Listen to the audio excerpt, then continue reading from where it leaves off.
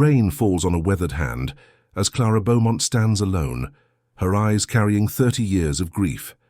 She once had a daughter, stolen by family who erased her very existence. Now, in a dusty frontier town, she watches a child braid wildflowers, her small fingers working with the same delicate precision Clara remembers in her lost daughter's hands. In the silence between heartbeats, recognition dawns. This child is her granddaughter. Some journeys through darkness lead unexpectedly to light. Some wounds can heal even after decades of pain. If Clara's story of finding family in the most unexpected place touches your heart, let your light be a whisper saying, "I see you, I understand loss and hope." And tell us, how do you think Clara's journey ends? Your story of healing might be the words someone else needs to hear today. The rain fell in relentless sheets, transforming the dusty main street of Dry Creek into a torrent of mud. Autumn had come early that year, 1878, washing away the summer's unforgiving heat and leaving in its place a chill that seeped into bones. Most townsfolk had sought shelter, peering through foggy window panes at the deluge that threatened to wash their little corner of the world away. It was against this canvas of grey that she appeared, a solitary figure struggling against the elements, her form barely distinguishable through the downpour. What drew attention was not her arrival, but what followed, her determined movements toward the livery stable, where a magnificent black stallion had become hopelessly mired in mud, thrashing and wild-eyed with panic. Clara Beaumont did not hesitate. She approached the frantic animal with a sureness that belied her slight frame. Those few onlookers brave enough to witness the scene from beneath dripping awnings saw her lips moving, though her words were lost to the storm. Her hands, steady and purposeful, found places on the animal that seemed to calm it instantly. With techniques foreign to the cattle and horsemen of Dry Creek, she guided the stallion's movements, speaking a language of touch that the animal understood intrinsically. When the stallion finally broke free, steam rising from its heaving flanks, Clara stood drenched in the middle of the street, her dress torn and mud-splattered, her boots worn through at the soles. For a moment, time suspended. The rain continued its assault, but something in the air had changed, as if the town itself had drawn a collective breath. No one approached her, no one offered shelter. She was a stranger, and strangers in Dry Creek were met with caution, born of hard lessons. She seemed to expect nothing else, gathering what little dignity remained in her sodden state, and making her way toward the abandoned storage shed behind the train station. Inside the cramped space, Clara peeled off her outer layer of clothing and wrung the water from her hair. Her movements were methodical, a ritual she had performed countless times before. The cold had numbed her fingers, but her eyes remained clear, reflecting not defeat, but a quiet resilience. She arranged her meager possessions, a small leather satchel containing herbs and remedies, a worn journal, and a bundle wrapped in oilcloth that she tucked carefully beneath a loose floorboard. As night descended, Clara sat in the darkness, listening to the rhythm of the rain against the tin roof. Each drop carried memories of places she had been, people she had known, and the long journey that had brought her to this forgotten town. Her body ached from the day's exertion, but her mind remained vigilant, mapping the contours of her new surroundings, calculating survival as she had done for more years than she cared to count. Sleep came in fits and starts, her dreams populated by faces both beloved and lost.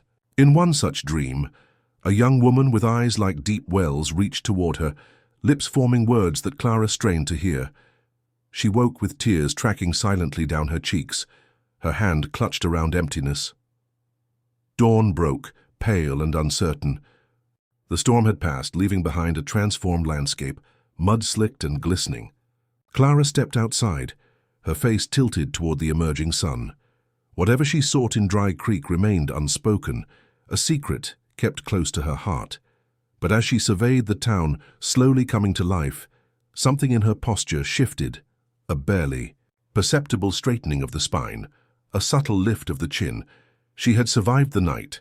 She would survive the day. And in that simple truth lay all the certainty she allowed herself. The Red Coyote Saloon smelled of stale beer, tobacco, and desperation, a trinity of scents that Clara had encountered in countless establishments across the frontier. She stood at its entrance, eyes adjusting to the dim interior, taking measure of the space and its occupants before committing to enter. A large woman with copper-colored hair piled atop her head noticed her first.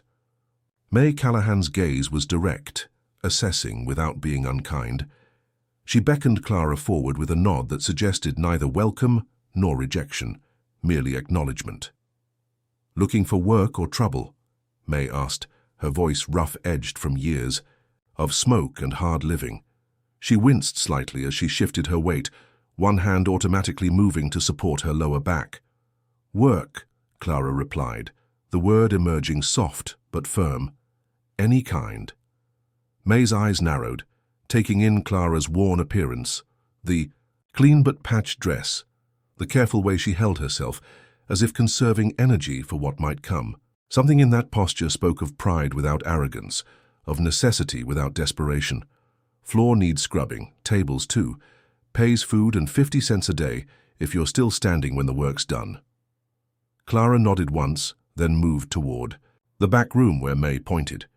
She emerged moments later with sleeves rolled up, a bucket of soapy water in hand. Her movements were efficient, her eyes downcast but alert, noting the location of exits, the habits of patrons, the rhythm of the saloon's operation. For 3 days, she worked in silence, becoming a fixture as unremarkable as the scarred bar top or the stuffed coyote that gave the establishment its name. She listened more than she spoke, absorbing snippets of conversation, building a map of the town's dynamics in her mind.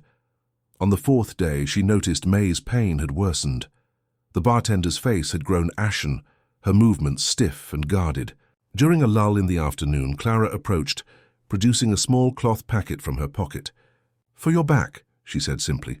"Steep it in hot water, drink it before bed." May's expression flickered between suspicion and hope. "What is it?" "Willow bark. Wild lettuce, something else that grows near the creek." Clara's eyes met May's. "It won't heal what's broken, but it will ease the fire." That night May drank the bitter tea. By morning the constant ache that had been her companion for years had receded to a dull whisper.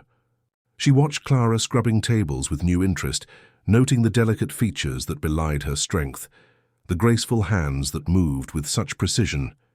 Word spread, as it always did in small towns. The whispers began as curiosity. Who was this woman who knew the language of horses and the secrets of plants? Where had she learned such things? The questions evolved into speculation, then theories, then stories that grew more elaborate with each telling. Some said she was a doctor's widow, educated beyond her station. Others claimed she had lived among the Indians, learning their mysterious ways. The more suspicious suggested she practiced witchcraft, pointing to her solitary habits and the strange pouch of herbs she carried. Clara heard the whispers but gave no indication that they touched her. She continued her work, accepting payment, with quiet gratitude, speaking only when necessary. Her eyes, however, missed nothing. Not the lingering glances, not the hushed conversations that ceased when she approached, not the growing divide between those who viewed her as blessing and those who saw her as threat. In the evenings, she would return to her makeshift home behind the station, washing away the day's grime in a basin of cold water. Sometimes she would sit outside as twilight descended, watching the distant lights of the town, with an expression that might have been longing, had anyone been there to witness it. She was building a life of sorts, precarious and temporary, like so many before it. Yet beneath her practiced indifference lay a vigilance that never fully rested, as if she were waiting for something, or someone, to appear on the horizon. The spring festival transformed Dry Creek from a dusty waypoint into a celebration of color and sound. Bunting stretched between buildings, fluttering in the gentle breeze. Tables laden with preserves, pies, and handcrafted goods lined the main street. Children darted between adults, their laughter a counterpoint to the fiddle music that spilled from a makeshift platform near the town square. Clara had not planned to attend. Gatherings meant eyes and questions, neither of which she welcomed. But May had insisted, pressing a faded blue dress into her hands, "Belonged to my sister before consumption took her," and dismissing Clara's reluctance with a wave. Town. Needs to see you in daylight, not just scrubbing floors in shadows, May had said. Besides, my back hasn't pained me in weeks. Consider it P. I meant for that miracle. Now Clara stood at the festival's edge, the borrowed dress hanging slightly loose on her frame, watching the proceedings with the careful neutrality she had cultivated over years of being the outsider.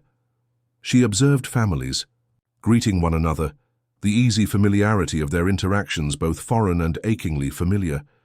It was there, in that moment of unguarded reflection, that Ellie Carter found her. The child appeared at Clara's side like a spirit, materializing without warning.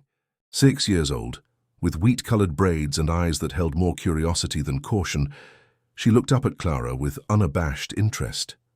"You're the lady who talks to horses," Ellie stated, her voice carrying the absolute certainty of childhood. Clara felt something shift beneath her ribs, a loosening of the tight coil she kept wound there. "Sometimes," she replied, "when they're willing to listen." Ellie considered this with grave seriousness. "Papa says horses always know good people from bad. His stallion let you help him in the storm.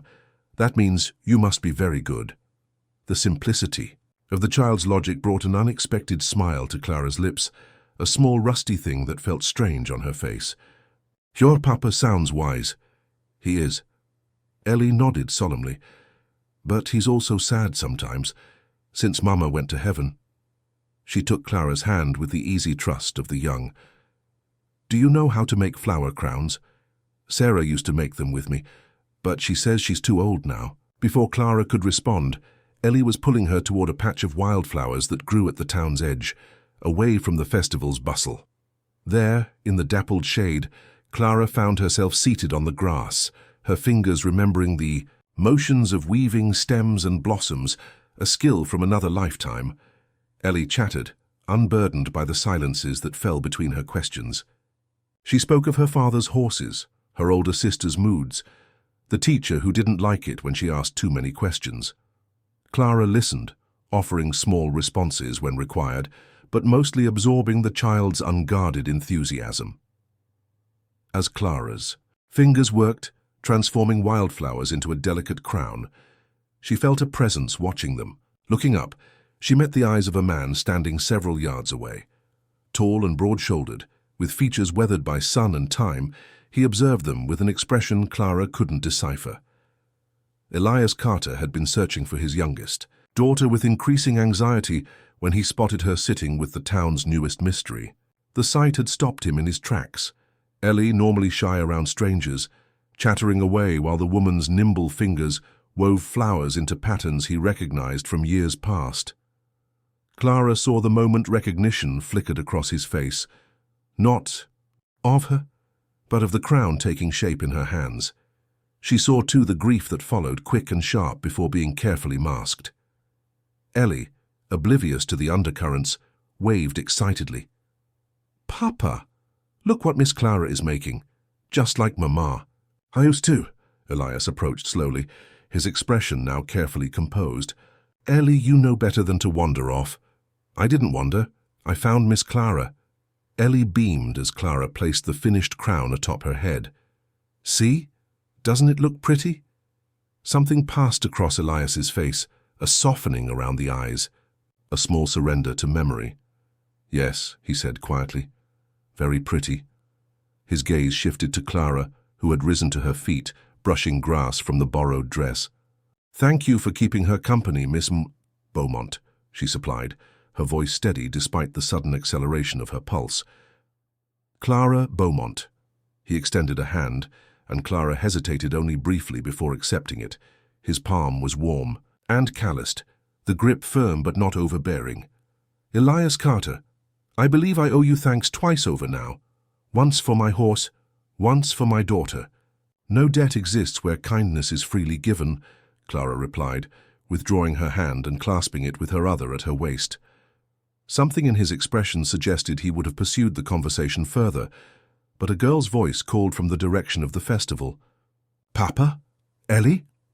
The voice held notes of both irritation and concern. "Here, Sarah," Elias called back, his eyes still on Clara. The girl who appeared moments later was perhaps 13, with her father's dark hair and a wariness that seemed beyond Her years. She assessed Clara with a quick, sharp glance before turning accusing eyes to her father. Everyone's looking for you. The judging for the horse competition is about to start. Her tone conveyed both reminder and reprimand. Elias nodded, placing a hand on Ellie's shoulder. We're coming. He looked back at Clara. Will you join us, Miss Beaumont? Before Clara could form a response, Sarah interjected. Papa, Mr. Reynolds, is waiting. Her emphasis clearly communicated the importance of the unspoken. Clara recognized the protective instinct behind the girl's words, had wielded it herself in another life. Thank you, but I should return to the saloon. May will be needing help. Elias seemed about to object, but instead gave a small nod. Another time, perhaps. As the Carter family moved away, Ellie turned to wave, the wildflower crown sitting slightly askew on her blonde head. Clara raised her hand in response, the gesture feeling both natural and foreign. She remained by the wildflowers a moment longer, watching their retreat. Something about the tableau, father and daughters moving through the festival crowd, stirred emotions she had long kept dormant. Not just longing, but recognition, a sense of pieces shifting, realigning into patterns, both feared and desired. Clara turned away, moving in the opposite direction, back toward the familiar confines of the Red Coyote. She did not see Elias glance back, his expression thoughtful, nor Sarah's speculative frown as she observed her father's interest. The festival continued its celebration of spring's renewal, but Clara carried with her the scent of crushed wildflowers and the phantom warmth of a small hand trustingly placed in hers. Summer descended upon Dry Creek with merciless intensity. The creek that gave the town its name dwindled to a trickle, then disappeared altogether, leaving only a dusty scar across the parched landscape. Crops withered in the fields, and livestock grew gaunt, their ribs visible beneath dull hides. The town's mood darkened with each rainless day. Men gathered at the Red Coyote to drink away their worries. Women exchanged grim looks at the general store as prices rose and supplies dwindled. Children were kept close to home, their play subdued by the adults' anxiety. Clara continued her work at the saloon, but her eyes tracked the deepening crisis. She listened to ranchers discussing slaughtered cattle, to farmers calculating losses, to mothers worrying over dwindling wells. She saw the lines deepen on May's face as business simultaneously improved and deteriorated, more patrons drinking more whiskey, fewer able to pay their tabs. It was during the third week of drought that Clara approached May with a proposition. "There's water," she said quietly, after the last patron had stumbled into the night. "Not far, underground." May paused in her counting of the day's meager earnings. "Wells are going dry all over. What makes you think you know where water's hiding?" Clara's response was measured. "I've seen land like this before. The signs are there for those who know how to read them. And you learned this reading where exactly?" May's tone held skepticism, but her eyes betrayed interest. "From people who understood that survival means listening to the land, not fighting it." Clara's gaze was steady. "I need a horse and someone who will vouch that I'm not leading them astray." May studied her for a long moment. "You're asking a lot. This goes wrong, town's mood being what it is, could turn ugly fast. It won't go wrong." The certainty in Clara's voice must have carried weight, for the next morning found her riding out with a small party led by Elias Carter. He had not questioned May's request to lend his expertise and his credibility to Clara's expedition, though his expression upon seeing her waiting beside May's wagon had registered surprise. Clara rode with the ease of someone who had spent years in the saddle. She led them south of town, her eyes scanning the terrain for markers invisible to the others. Occasionally she would dismount, crouching to examine the soil or a particular arrangement of rocks, or standing perfectly still with her eyes closed, as if listening to voices only she could hear. The small party watched with varying degrees of skepticism and hope. Among them was Sarah Carter, who had insisted on accompanying her father despite his reservations. She observed Clara with undisguised suspicion, whispering to her father when Clara ventured ahead. "How do we know she's not leading us on a fool's errand? Or worse?" Elias's response was quiet, but firm. "We don't. But May trusts her, and I trust May." You trust her because Ellie likes her, Sarah retorted, her young face set in lines too mature for her years. That's not the same thing. Before Elias could respond, Clara had raised her hand, signaling a halt. They had reached a shallow depression, surrounded by scrub brush. Nothing about the location appeared promising, just another stretch of dusty, say sun-baked earth. Here, Clara said simply, dismounting and retrieving a slender branch from her saddlebag. It had been stripped of leaves and bark, revealing pale wood that gleamed in the harsh sunlight. What followed struck the observers as part ritual, part science. Clara moved across the depression with slow, deliberate steps, holding the branch before her in loosely cupped hands. Her lips moved in what might have been prayer or incantation, though no sound emerged. The branch remained still until she reached the center of the depression. There, it dipped suddenly, as if pulled by an invisible force.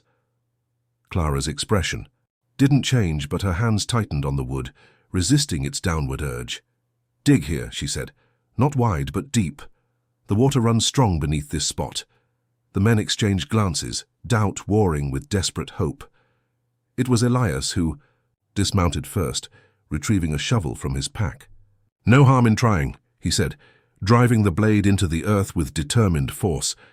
Others joined him, taking turns as the hole deepened. The sun climbed higher, beating down on bent backs and sweat-soaked shirts. Clara stood apart, watching, their labor without comment, her face unreadable. It was Sarah who voiced what many were thinking as the dig approached its third hour with no sign of moisture. "This is useless. We're wasting time we don't have." Elias paused, wiping his brow with a bandana. He looked at Clara, who met his gaze without flinching. Something passed between them, a question asked and answered without words. "A little deeper," he said, resuming his work with renewed determination. When the breakthrough came, it was sudden and dramatic.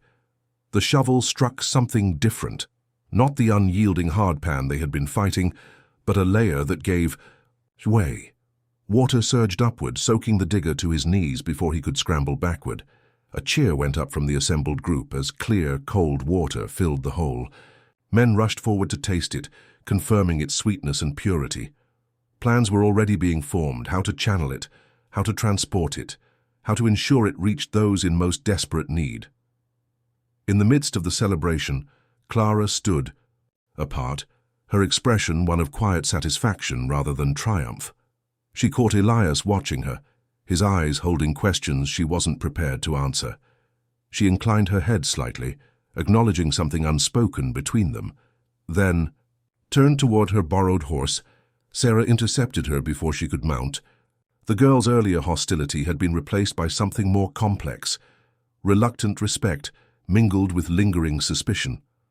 "How did you know?" she demanded, her young voice carrying a maturity born of early loss. Clara regarded her thoughtfully. "Some knowledge comes from books, some from teachers. The most valuable comes from necessity." She paused, seeing something of herself in the girl's protective stance. "Your father is fortunate to have a daughter who watches so carefully." Sarah's expression flickered, caught between pride and uncertainty. "He doesn't always see what needs seeing." "Perhaps," Clara replied, "or perhaps he sees differently than you expect." She mounted her horse with fluid grace. "The water will serve your town well. Make sure it's shared fairly." With that, she turned her horse back toward Dry Creek, leaving the others to their plans and celebrations. Elias watched her go, the questions in his eyes still unasked, the distance between them both physical and something more. Clara rode alone, her thoughts turning inward. The water would bring relief to Dry Creek, but it had also done something she had not intended. It had drawn attention to her, disrupted the careful anonymity she had cultivated. People would look at her differently now, with gratitude or fear, or curiosity, but no longer with indifference. She had known the risk when she approached May with her offer. Known, too, that she could have remained silent, allowed the crisis to deepen, preserved her invisibility at the cost of suffering she could have prevented.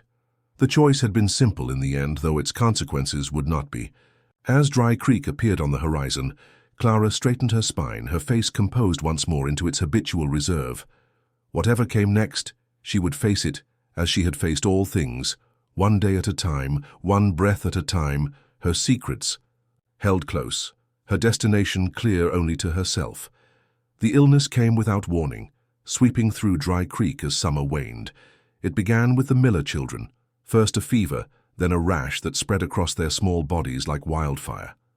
Within days, a dozen more cases emerged, each following the same pattern: high fever, angry rash, then a terrifying struggle for breath.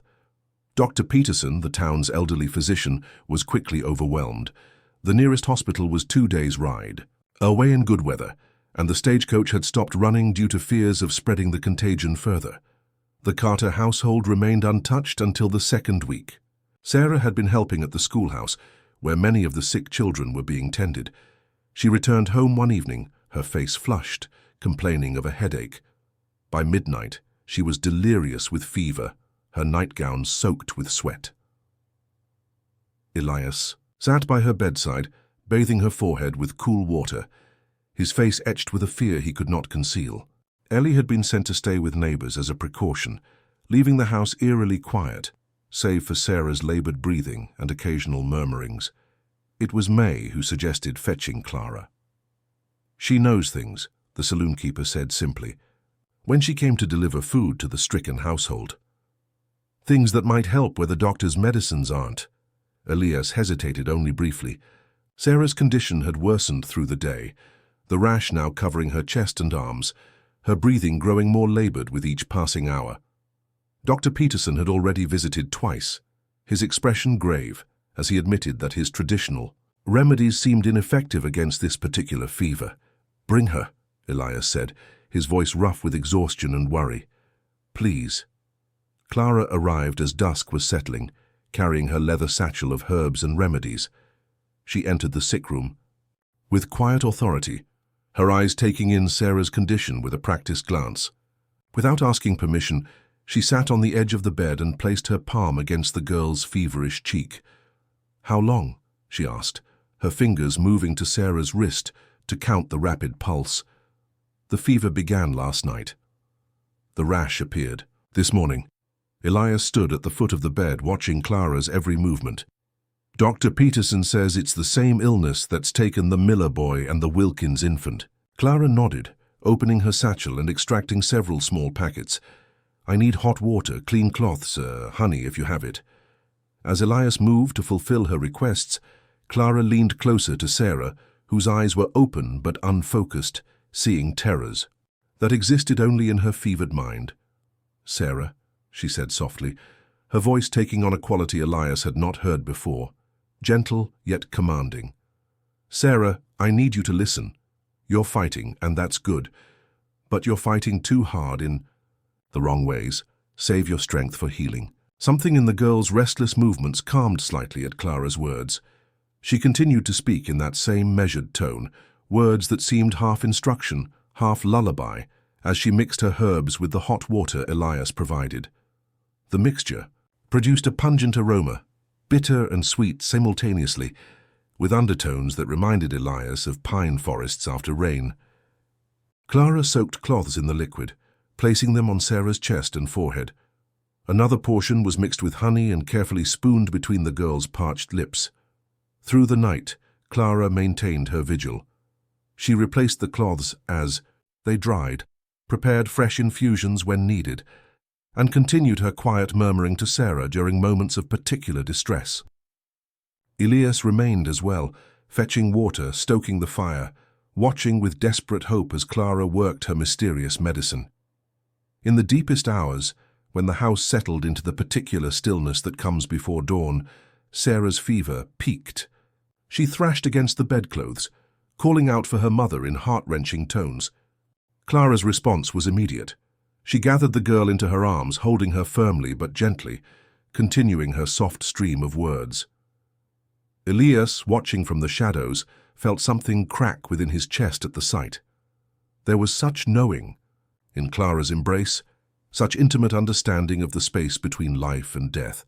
She held Sarah as if she had held 1,000 fevered children, as if she recognized the particular geography of suffering and knew its pathways by heart.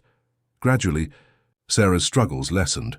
Her breathing, which had been shallow and rapid, deepened and slowed. By the time dawn's grey light filtered through the curtains, she had fallen into what appeared to be natural sleep, the angry flush of fever fading from her cheeks. Clara gently laid her back against the pillows, her own face showing the strain of the night's battle. She sat back, pushing a strand of hair from her forehead with a trembling hand. "The worst has passed," she said quietly, without turning to look at Elias. "I'll sleep now. When she wakes, she'll need broth, weak at first, then stronger.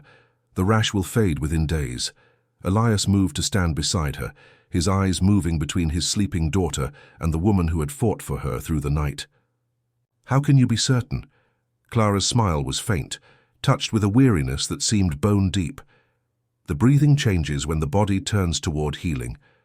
Listen." She gestured toward Sarah. "No more struggle, just sleep and restoration." Impulsively, Elias reached for Clara's hand. It lay small and cool within his larger one, the fingers calloused from work yet retaining an unexpected delicacy. "Thank you," he said, the words inadequate for the depth of his gratitude. Clara allowed the contact briefly, before gently withdrawing her hand. "She did the fighting. I merely showed her how." She began packing her supplies with methodical movements. "I'll leave more of the tea, 3 spoonfuls morning and night until the rash is gone." As she rose to leave, Elias found himself reluctant to see her go. "You should rest. You've been awake all night." Something like surprise flickered across Clara's features, as if the concern were unexpected. "I've managed with less sleep on harder nights." She hesitated, then added, "I'll return this evening to check on her progress, if that's acceptable."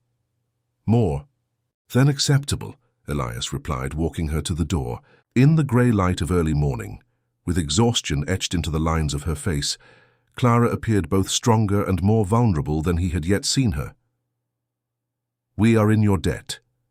Clara paused on the threshold, her eyes meeting his directly. "There is no debt between those who care for the same things," she said quietly, then turned and walked away, her slender figure soon lost in the mist that clung to the awakening town. Elias watched until she disappeared, then returned to his daughter's bedside. Sarah slept peacefully now, her breathing even, her face relaxed in a way it hadn't been since before the fever took hold. He touched her forehead. Cool and slightly damp, the crisis truly passed. As promised, Clara returned that evening, and the next, until Sarah was fully recovered. Her visits were brief and focused, her manner professional yet gentle. Sarah, initially suspicious even in her weakened state, gradually warmed to Clara's presence, especially after learning that several other children afflicted with the fever had recovered under her care.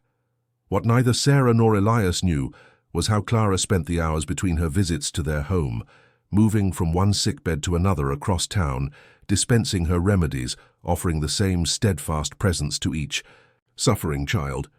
Nor did they see her return to her small room behind the station each night, her reserves depleted, allowing herself a few hours of bone-weary sleep before beginning again. By the time the fever had run its course through Dry Creek, Clara's position in the town had subtly shifted.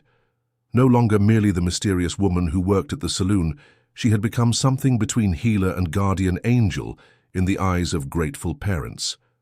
Dr. Peterson himself had sought her out, humbly requesting knowledge of her remedies. Only May, watching from behind her bar, recognized the toll the weeks had taken. She saw the new lines around Clara's eyes, the careful way she moved when she thought no one was watching, the moments when her customary composure slipped to reveal a bone-deep exhaustion. "You can't save everyone," May commented one quiet afternoon, placing a cup of tea before Clara, who sat at a corner table, her usual energy noticeably diminished. Clara looked up, her eyes momentarily unguarded. "No," she agreed softly, "but that has never been reason enough not to try." Something in her tone, a blend of determination and old sorrow, caused May to reach out, briefly touching Clara's shoulder in a rare gesture of affection. "Well, you've earned your place here, whether you wanted it or not. Dry Creek protects its own." Clara's response was a small smile that didn't quite reach her eyes. "Protection cuts both ways, May. Remember that."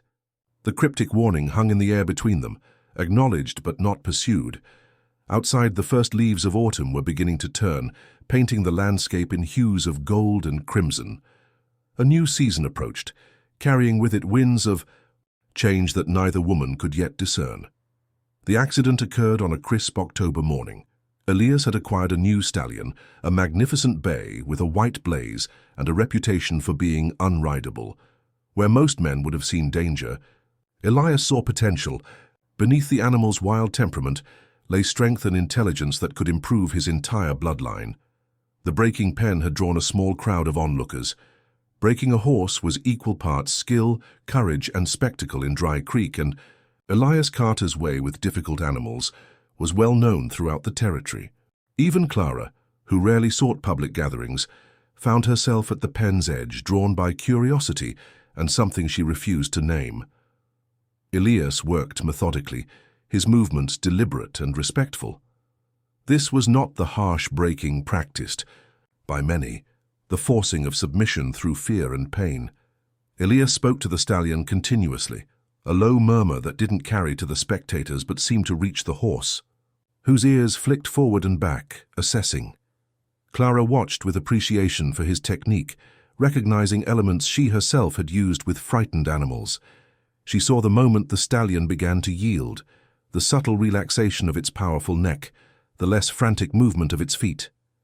She also saw with a horse handler's trained eye the moment something shifted in the environment. A child's shout, a sudden movement beyond the fence that undid the fragile trust being built. The stallion exploded into motion, rearing high enough that its forelegs pawed the air above Elias's head. Most men would have retreated, but Elias held his ground, still speaking, still believing in the connection he had begun to forge. It was a decision born of experience and instinct, and on any other day it might have been the right one. But fate or chance intervened. As the stallion came down, its hooves churned the dirt, finding not solid ground but a patch softened by recent rain. The animal lost balance, its massive body twisting in air, and Elias, still too close, had no time to evade. Clara's cry of warning came too late. The impact drove Elias to the ground, the stallion's shoulder catching him across the chest and left side. The horse recovered quickly, bolting to the far side of the pen, but Elias remained motionless in the dirt. One arm bent at an unnatural angle. The crowd's reaction was immediate. Men vaulted the fence, women called for the doctor, children were hurried away from the scene. Clara moved without conscious thought, slipping through the chaos with single-minded focus. She reached Elias moments after the first men, kneeling beside him in the churned earth.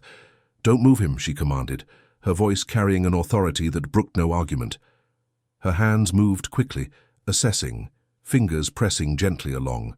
His neck, chest, the misshapen arm. Breathing steady, pulse strong, arm broken, possibly ribs as well.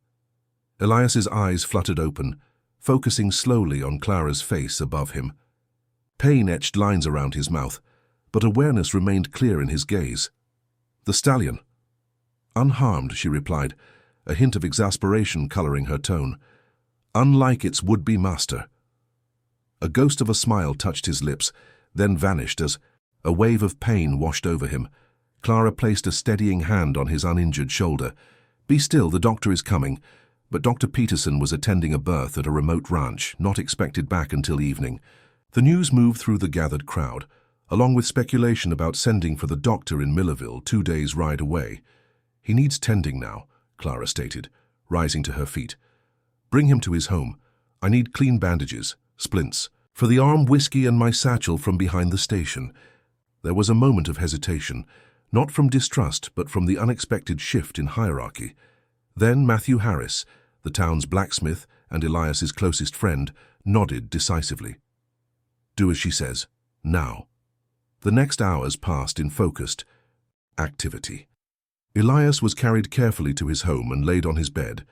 Clara cut away his shirt, revealing the already darkening bruises across his left side. The broken arm was swollen and misaligned, requiring setting before it could be splinted. "This will hurt," she warned, preparing to manipulate the bone back into alignment. "Matthew, hold his shoulders, firm but gentle." Elias met her eyes, his jaw tight. Do what needs doing. Clara worked swiftly, her hands sure despite the difficulty of the task.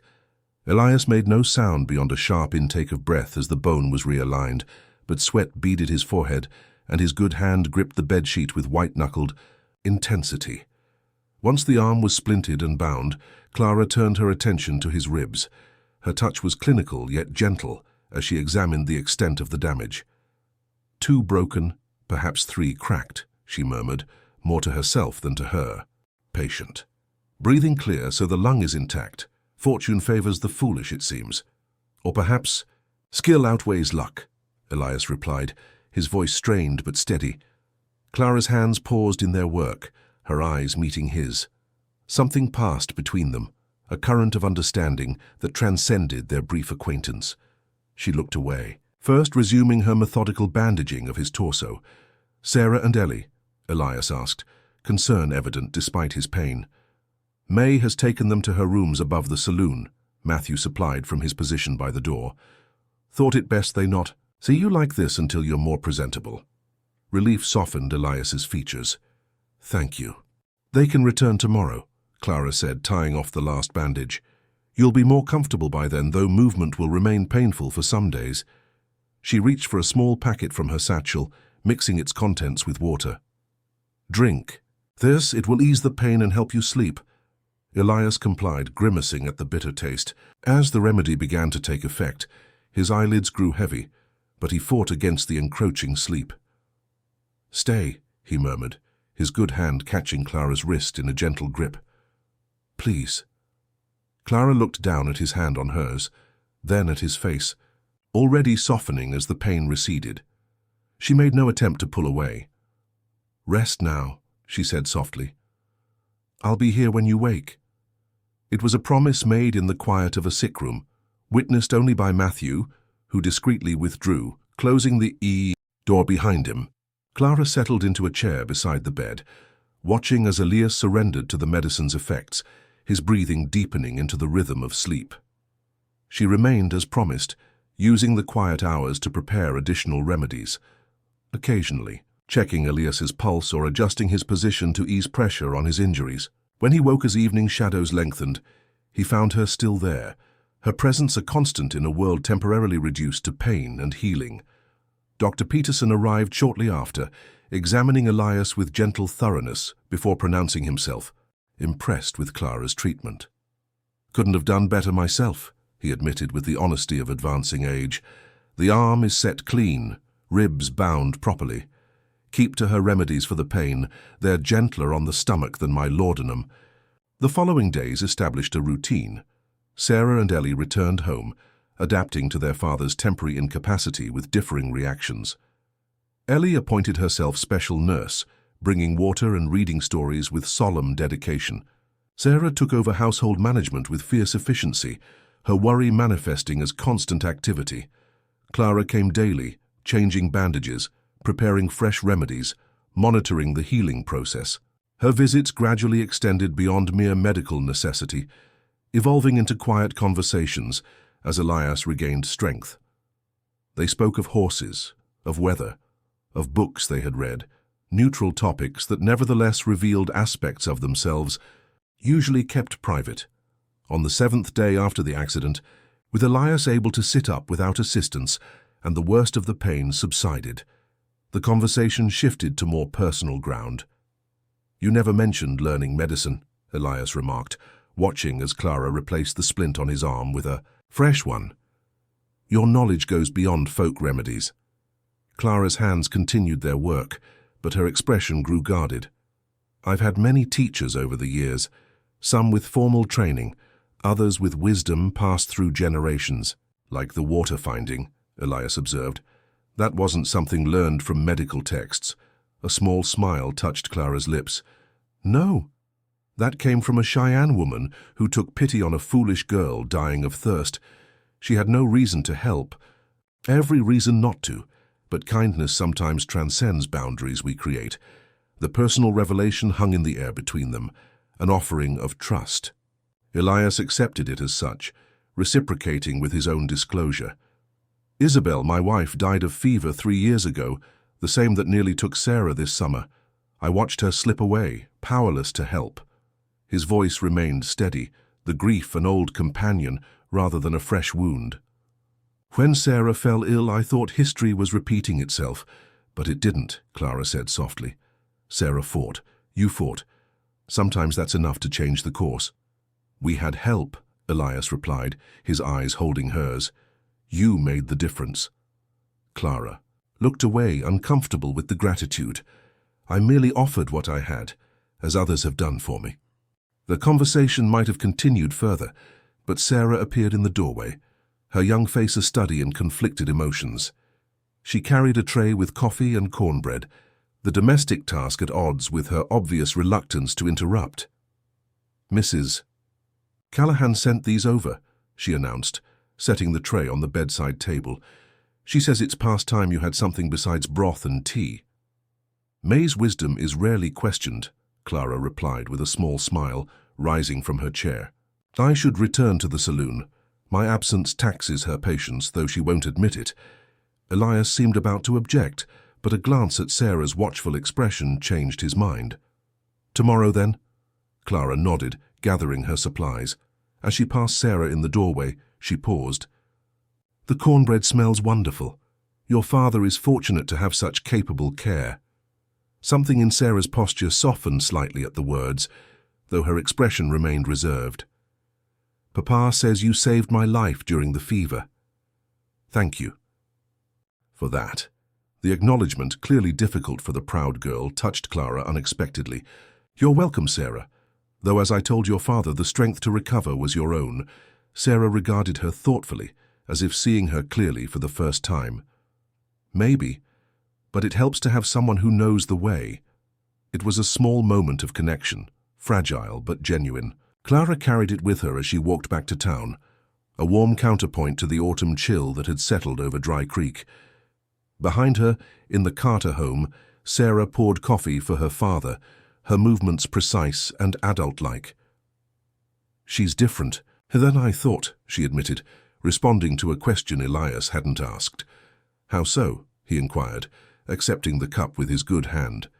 Sarah considered her answer carefully. She doesn't try to replace Mama, or pretend things aren't hard. She paused, struggling to articulate her observation. She just helps, without expecting anything back.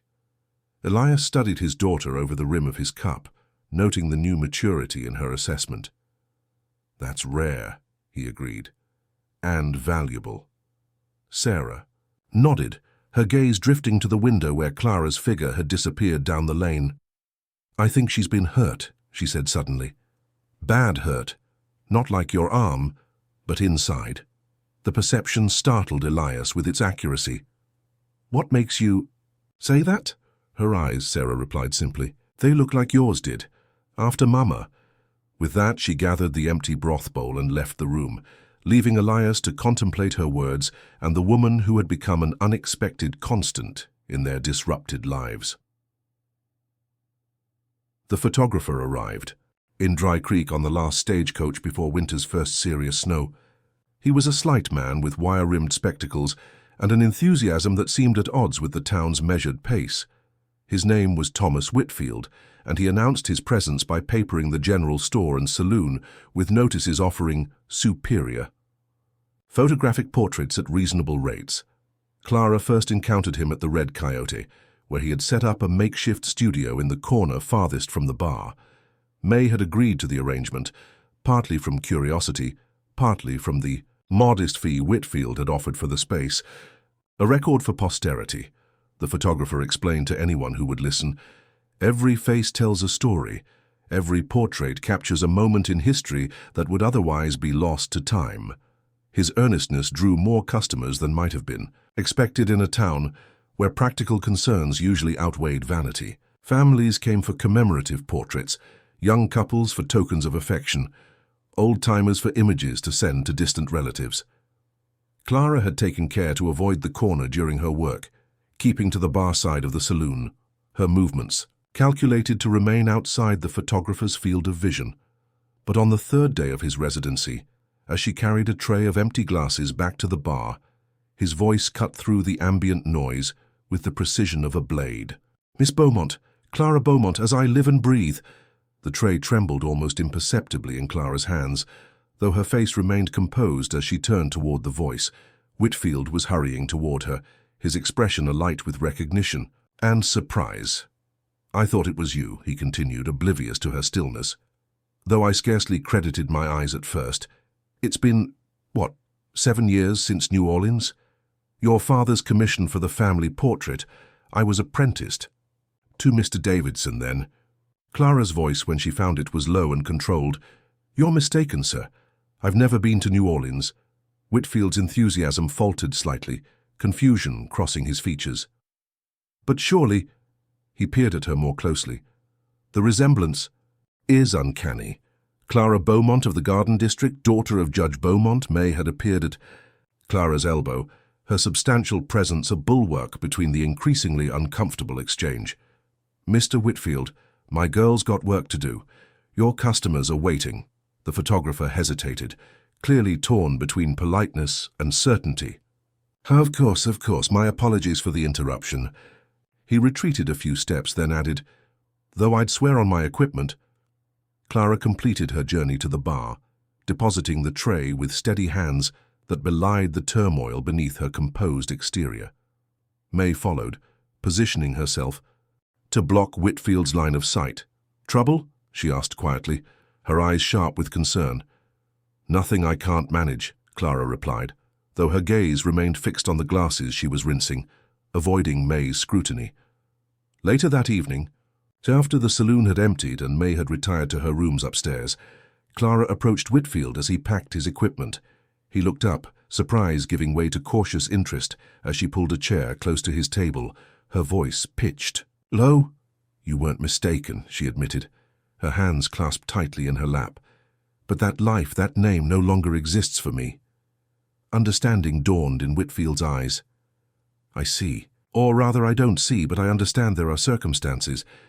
He trailed off, then asked simply, "Are you in danger, Miss Beaumont?" The question held genuine concern, free from the prurient curiosity that often accompanied such inquiries. Clara studied him, weighing risk against instinct. "Not immediately," she answered carefully, "but there are those who would complicate my life if they knew my whereabouts." She leaned forward slightly. "I must ask for your discretion, Mr. Whitfield. What you know could cause great harm if shared." The photographer considered her request, his expression thoughtful. "I've no wish to bring trouble to anyone's door, least of all a lady's." He hesitated, then added, "Though I confess to curiosity, the Beaumonts were among New Orleans' most prominent families. Your disappearance caused quite the stir." Clara's face revealed nothing, though her knuckles whitened with the force of her clasped hands. "Some mysteries are best left unsolved, Mr. Whitfield." He nodded slowly, coming to a decision. "Your secret is safe with me." A small smile touched his lips. "Though perhaps as a token of good faith you might allow me to take your portrait. For your eyes only, of course." The request was unexpected, causing Clara to blink in momentary confusion. "My portrait? Why?" Whitfield's response was gentle. "Because everyone deserves to be remembered as they are, not merely as others wish to recall them." Something in his words, or perhaps in the simple human kindness behind them, reached past Clara's carefully maintained defenses. She found herself nodding, a tentative acceptance of his offer. The portrait session was brief and conducted in silence. Clara sat straight-backed before Whitfield's camera, her expression composed yet somehow vulnerable in the moment of exposure. When it was done, the photographer promised to deliver the finished image before his departure from Dry Creek. What neither of them knew was that their conversation had not been entirely private.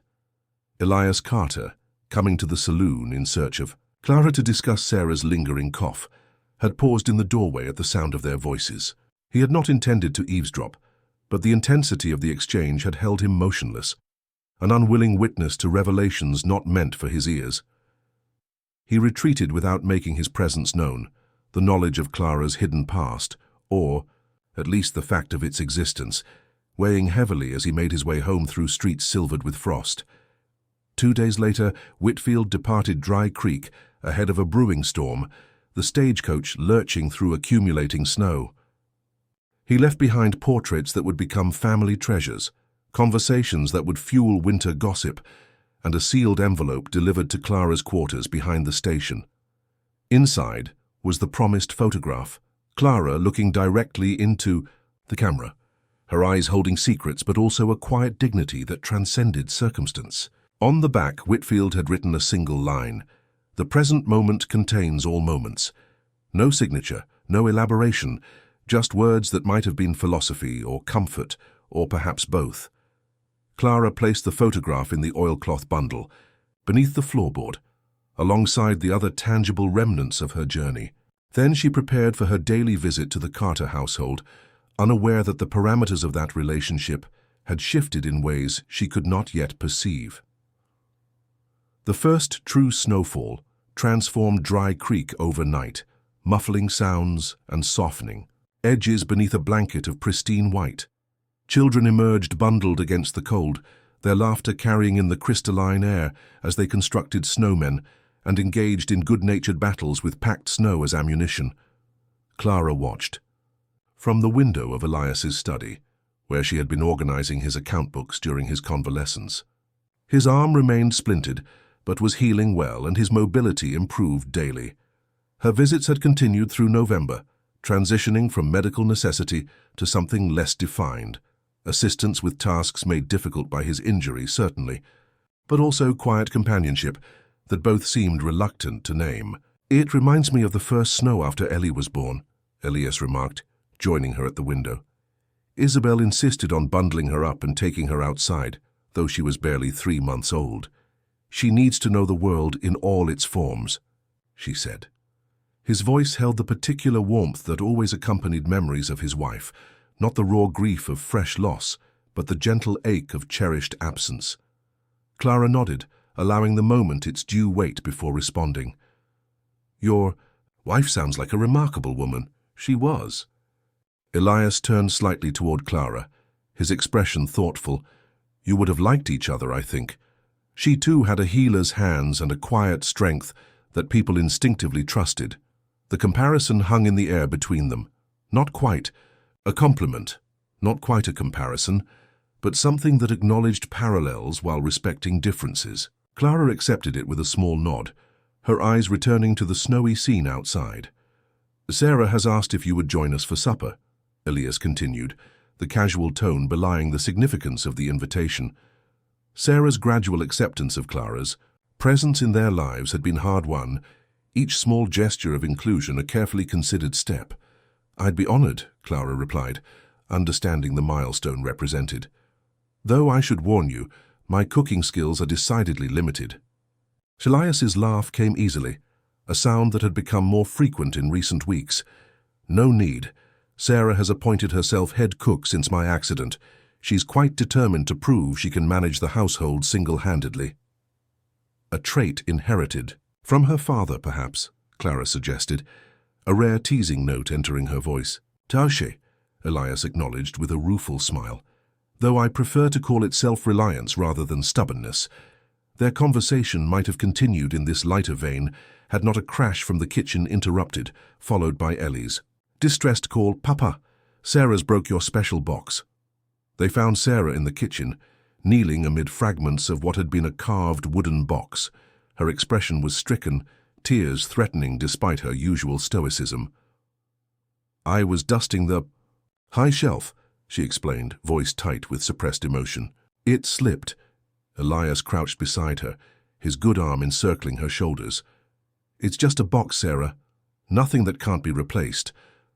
"But Mama gave it to you," Sarah protested, gathering the splintered pieces as if through sheer will they might be reassembled.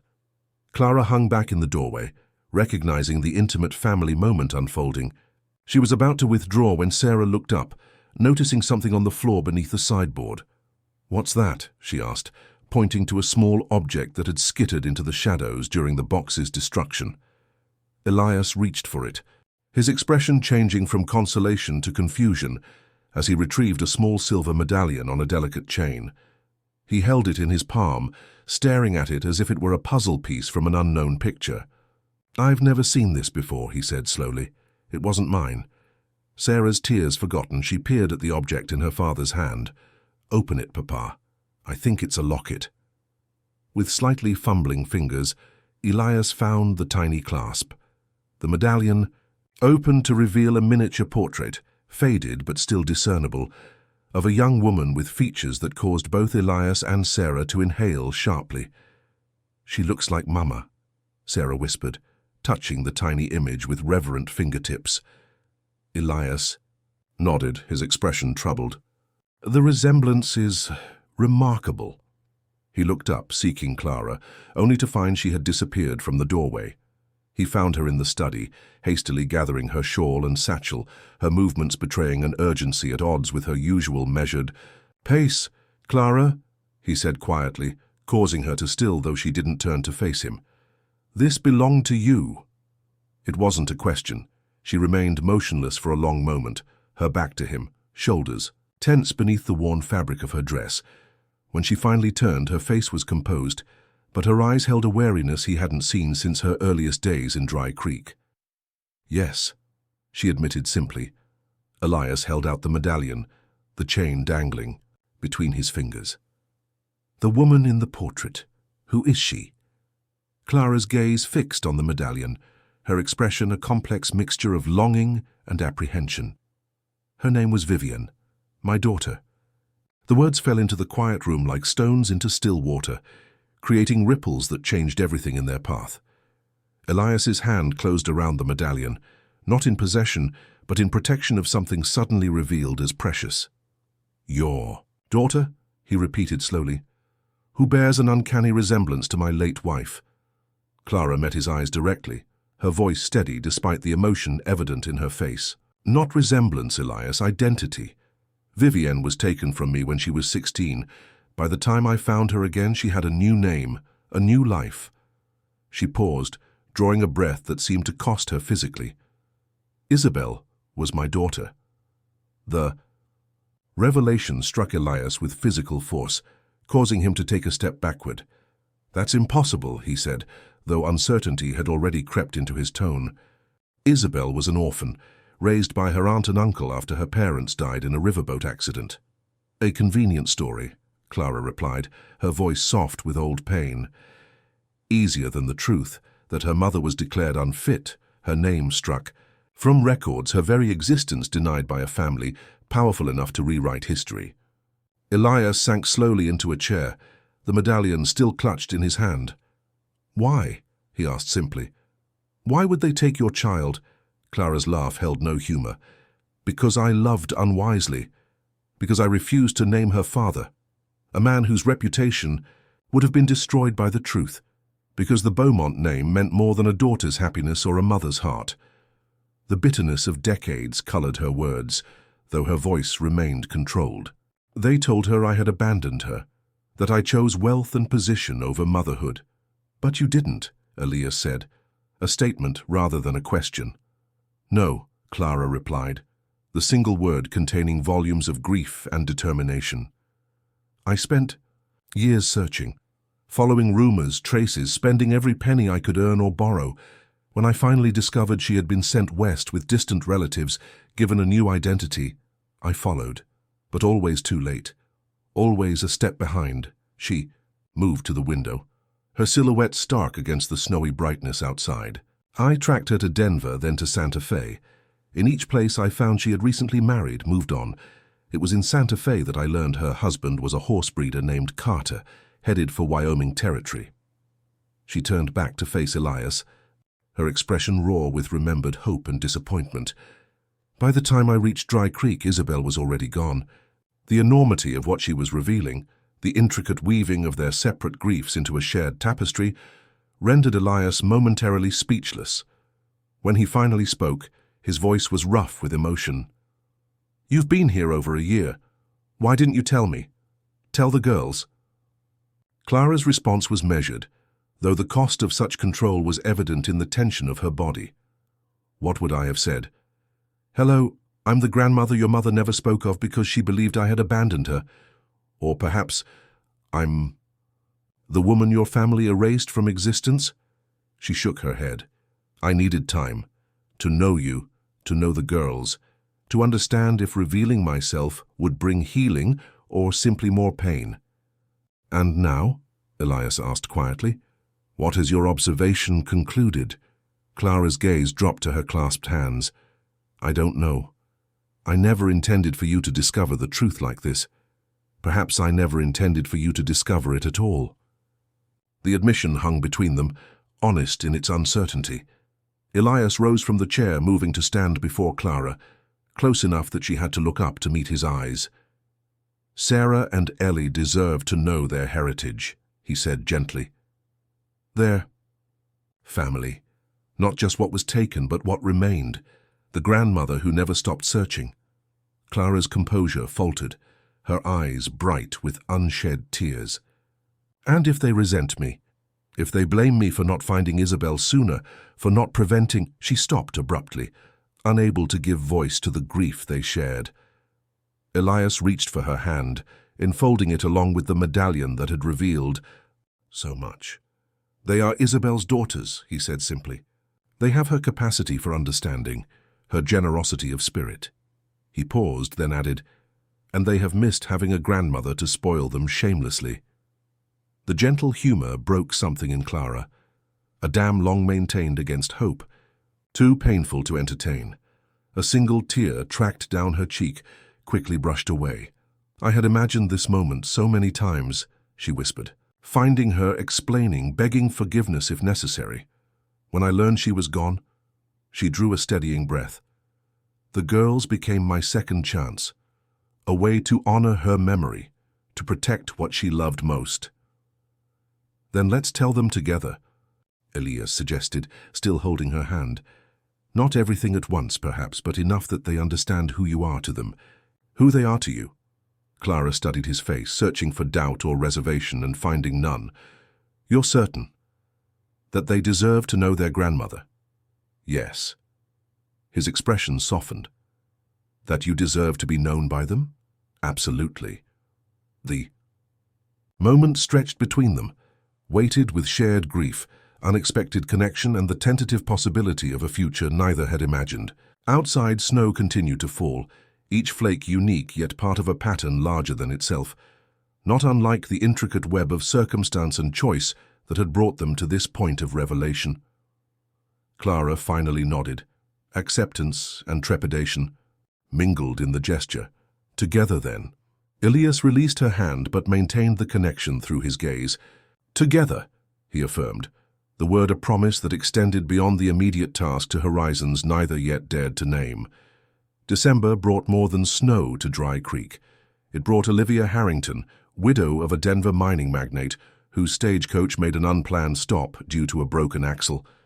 While repairs were underway, Mrs. Harrington took rooms at the town's small hotel, her trunks and servants creating a stir of excitement among the locals. Her presence might have remained a mere curiosity had she not attended Sunday services, where her gaze fell upon Elias Carter and remained there with undisguised interest throughout the sermon. Her subsequent inquiries about the handsome widower with 2 young daughters circulated rapidly through Dry Creek's efficient gossip network. "She's asked him to dinner at the hotel," May informed Clara 3 days later, as they worked side by side behind the bar. "Had Johnstone deliver a formal invitation, all sealed with wax and smelling of French perfume." Clara's hands continued their methodical polishing of glasses, though May, ever observant, noticed the slight tightening around her mouth. "Mr. Carter is free to dine with whomever he chooses," she replied, her tone deliberately neutral.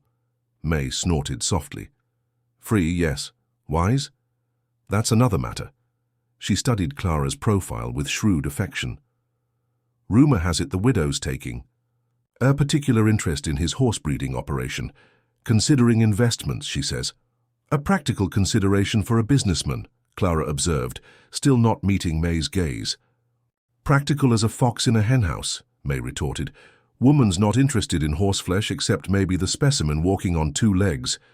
The crude assessment drew a reluctant smile from Clara, though it faded quickly. "Elias deserves happiness, May. If Mrs. Harrington can provide that—" "Don't you play the noble sacrifice with me?" May interrupted, her voice dropping to ensure privacy in the increasingly crowded saloon. "Not after everything. The everything encompassed the revelation of Clara's relationship to Elias's late wife, a truth now shared with Sarah and Ellie in a tearful, healing conversation that had irrevocably altered the family dynamic. The girls had responded with disbelief, then questions, then a cautious embrace of the grandmother they had never known existed. Their acceptance, while still evolving, had been a balm to wounds Clara had carried for decades. "It's not sacrifice to want his happiness," Clara replied softly. "It's care." May's expression softened marginally. "Care, is it? Seems to me there might be a stronger word that fits." Before Clara could respond, the saloon door opened, admitting a blast of cold air, and Elias himself, accompanied by Matthew, Harris. They stamped snow from their boots and made their way to the bar, their faces reddened from the cold. "May," Elias greeted the bartender, then turned to Clara, his expression warming. "Clara, I hoped I'd find you here." "Keeping the glasses clean and the patrons in line," she replied, her tone lightening though her eyes remained watchful. "What brings you to town in this weather?" "Business with Matthew," he explained, indicating his companion. "And hoping to speak with you, if you have a moment." May immediately too. "Okay," the cloth from Clara's hands. "She has several moments. Use my office, it's quiet." She fixed Elias with a pointed look. "And private." The small room behind the saloon served as May's business office and occasional sanctuary. Clara perched on the edge of a chair, her posture betraying the tension she worked to keep from her face. Elias remained standing, removing his hat and turning it in his hands, a gesture of uncertainty she had rarely seen from him. "I received an invitation," he began without preamble, "from Mrs. Harrington."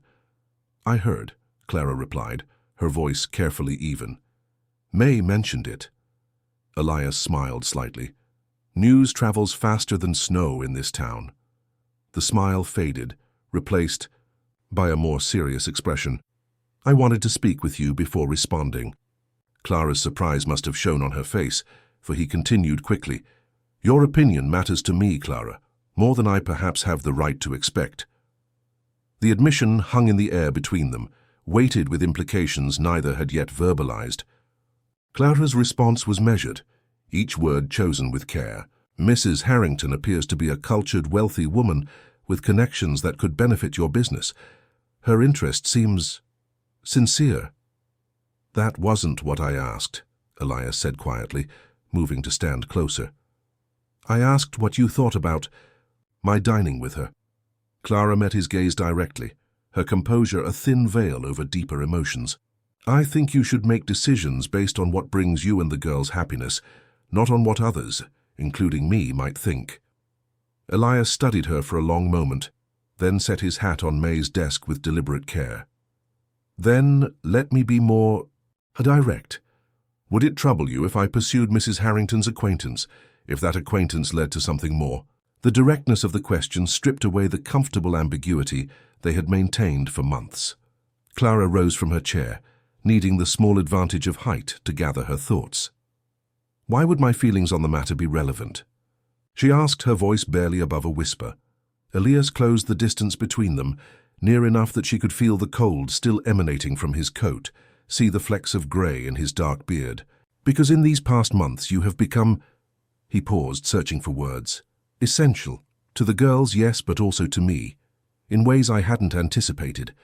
Clara's breath caught, the simple admission affecting her more profoundly than flowery declarations might have. "Elias, She stopped, the words tangling in her throat.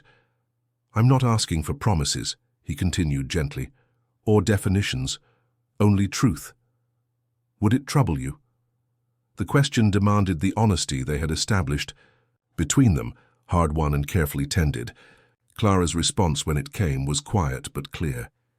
"Yes, it would trouble me greatly." The admission seemed to lift a weight from both of them. Elias's expression softened into something Clara had glimpsed only in unguarded moments, a tenderness, mixed with admiration that made her feel simultaneously vulnerable and safe. "Then I'll decline the invitation," he said simply, "and any others that might follow." Clara found herself both relieved and oddly panicked by his easy acceptance. "You shouldn't make such decisions lightly. Mrs. Harrington offers advantages I cannot, social position, wealth, connections, none of which interest me in the slightest, Elias interrupted, a hint of amusement entering his voice.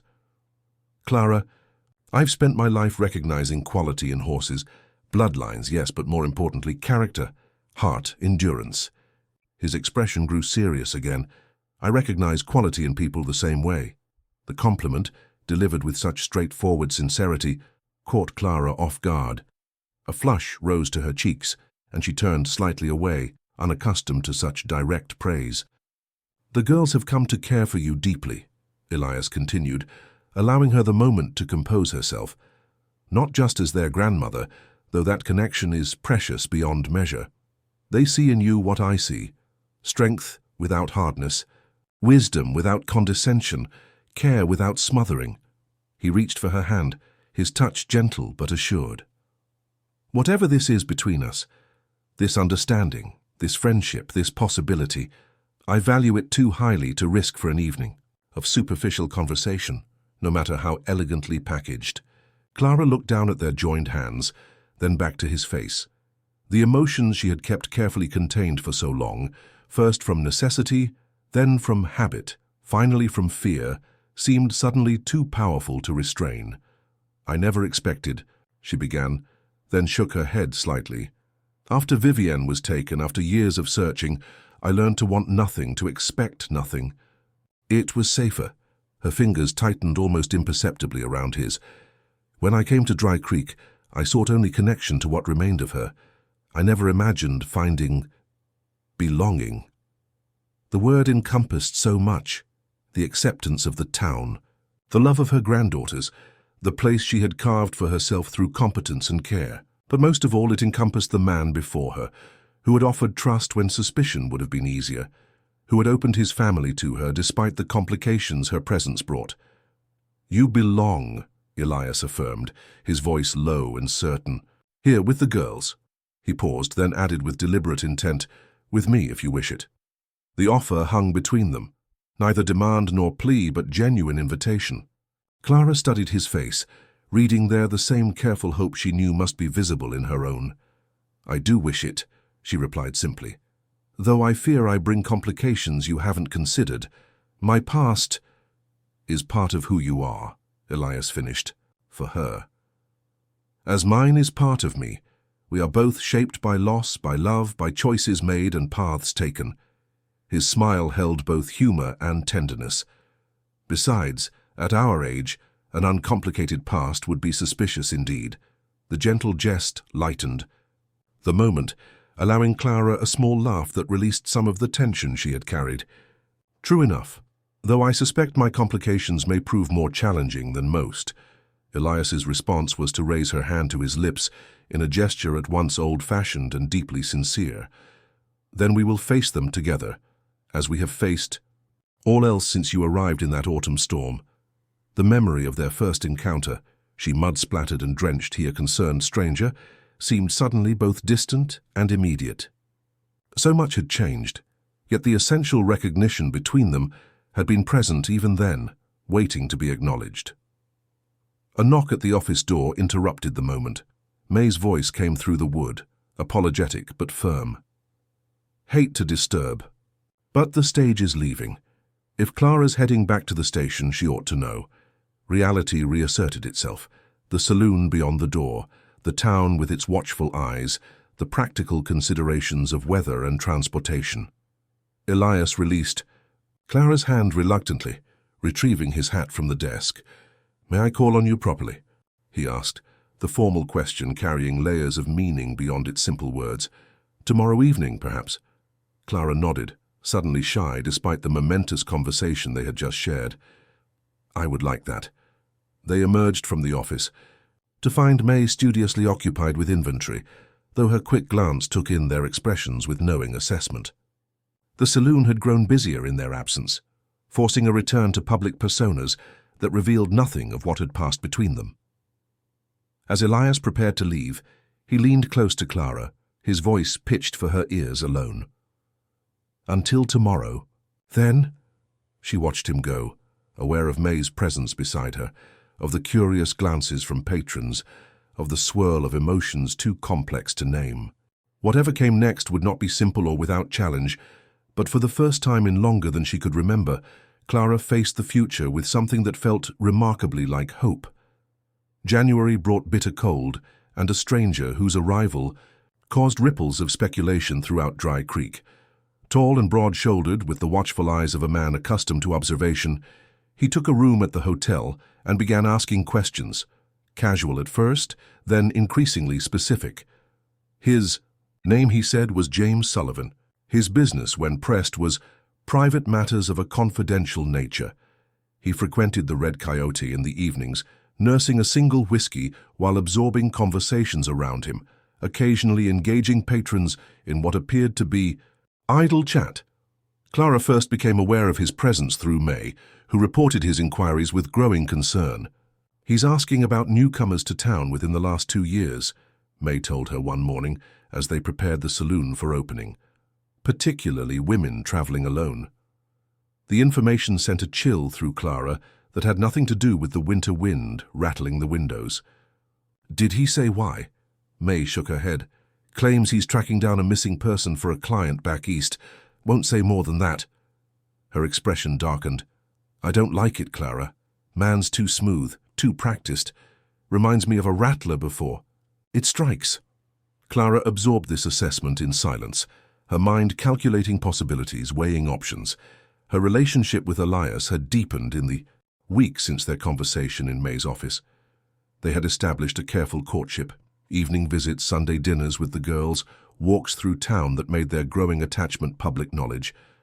The medallion that had revealed her identity now hung openly around her neck, a symbol of secrets transformed into acknowledged truth.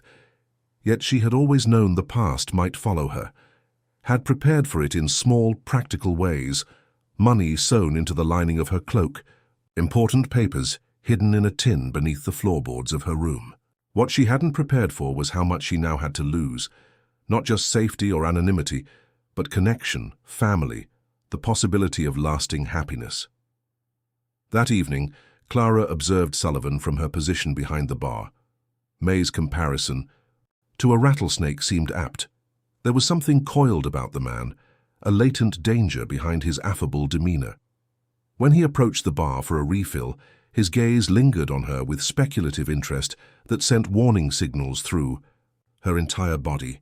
"I don't believe we've been introduced," he said, his voice cultured, carrying hints of an Eastern education. "James Sullivan." He extended a hand across the polished wood. Clara wiped her hands on her apron before accepting the handshake briefly. "Clara, I help May with the bar." "Clara," he repeated as if testing the name. "No surname?" "None that concerns patrons," she replied evenly, pouring his whiskey with steady hands. "That'll be 50 cents. Sullivan placed the coins on the bar, his fingers brushing hers deliberately as she collected them. "You're not originally from Dry Creek, I think. Your accent suggests New Orleans, perhaps, or somewhere in Louisiana." The specific geographical reference confirmed Clara's worst fears. This was no random inquiry.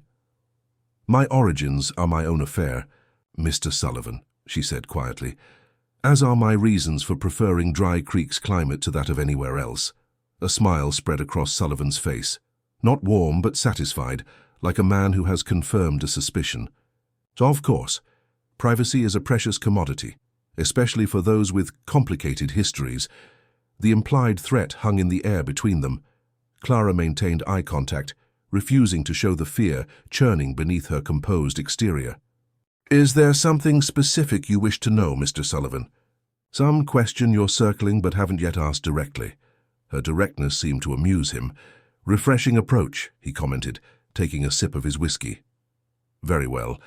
I represent certain interests in New Orleans, a family of considerable means and influence who have been searching for a relative for some time. A woman who departed rather precipitously several years ago." "And you believe this woman is in Dry Creek?" Clara asked, her voice neutral despite the rapid acceleration of her pulse. Sullivan studied her over the rim of his glass. "I believe she might be. The description matches refined manners, knowledge of medicine and herbs, a certain resilience." He set the glass down with deliberate care. The Beaumont family is quite eager to resolve this long-standing family matter. The name, spoken aloud in this place that had become her sanctuary, struck Clara with physical force. She had known this moment might come, had prepared for it in theory, but the reality was still a shock that threatened her carefully maintained composure. "I'm afraid I can't help you," she said finally, her voice steady through sheer force of will. "If you'll excuse me, other customers need attention." Sullivan made no move to detain her, merely nodding with the confidence of a man who believes time is on his side. "Of course, we'll continue this conversation another time." Clara moved away, attending to patrons with mechanical efficiency while her mind raced. Sullivan's presence changed everything. Whatever he knew or suspected about her identity, his connection to the Beaumont family, posed a threat she could not ignore. The life she had begun to build in Dry Creek, the family she had reclaimed, the future that had seemed increasingly possible, all hung in precarious balance. Later that night, after the saloon had closed and May had retired upstairs, Clara returned to her small room behind the station. With methodical movements, she retrieved her emergency provisions, the hidden money, the papers establishing her new identity, a small bundle of essential items always kept ready for hasty departure. Old habits, ingrained by years of vigilance, asserted themselves as she arranged these items in a travel satchel. She was so absorbed in her preparations that she didn't hear the approaching footsteps until a knock sounded at her door. Hastily concealing the satchel beneath her bed, she approached the door cautiously. "Who is it?" she called, one hand on the small pistol she kept for protection. "Elias," came the reply, his voice instantly recognizable, despite being muffled by the door. Clara released the breath she'd been holding, tucking the pistol into her pocket before opening the door. Elias stood on her threshold, his breath visible in the cold night air, concern evident in his expression. "May sent word," he explained without preamble. "About the investigator, his questions." Clara stepped back, allowing him to enter the small space that had been her home for over a year. The room was sparse but neat, containing few personal touches beyond a small shelf of books and a vase of dried wildflowers on the table, a gift from Ellie that Clara had preserved through the winter. "You shouldn't have come," she said, closing the door against the bitter cold. "Not at this hour, people will talk." Elias dismissed this concern with a gesture. "People already talk. It's the least of our worries." His gaze fell on the partially visible satchel beneath the bed, and his expression sobered further. "You're planning to leave?" It wasn't a question, but Clara answered anyway, her voice low. "I have to. Sullivan works for the Beaumont family, if they've found me." She shook her head. "I can't risk bringing their influence to bear on Dry Creek, on you and the girls." "So you'll run again," Elias said, a hint of frustration entering his tone. "Start over somewhere new, alone." Clara's response was measured, though the effort cost her.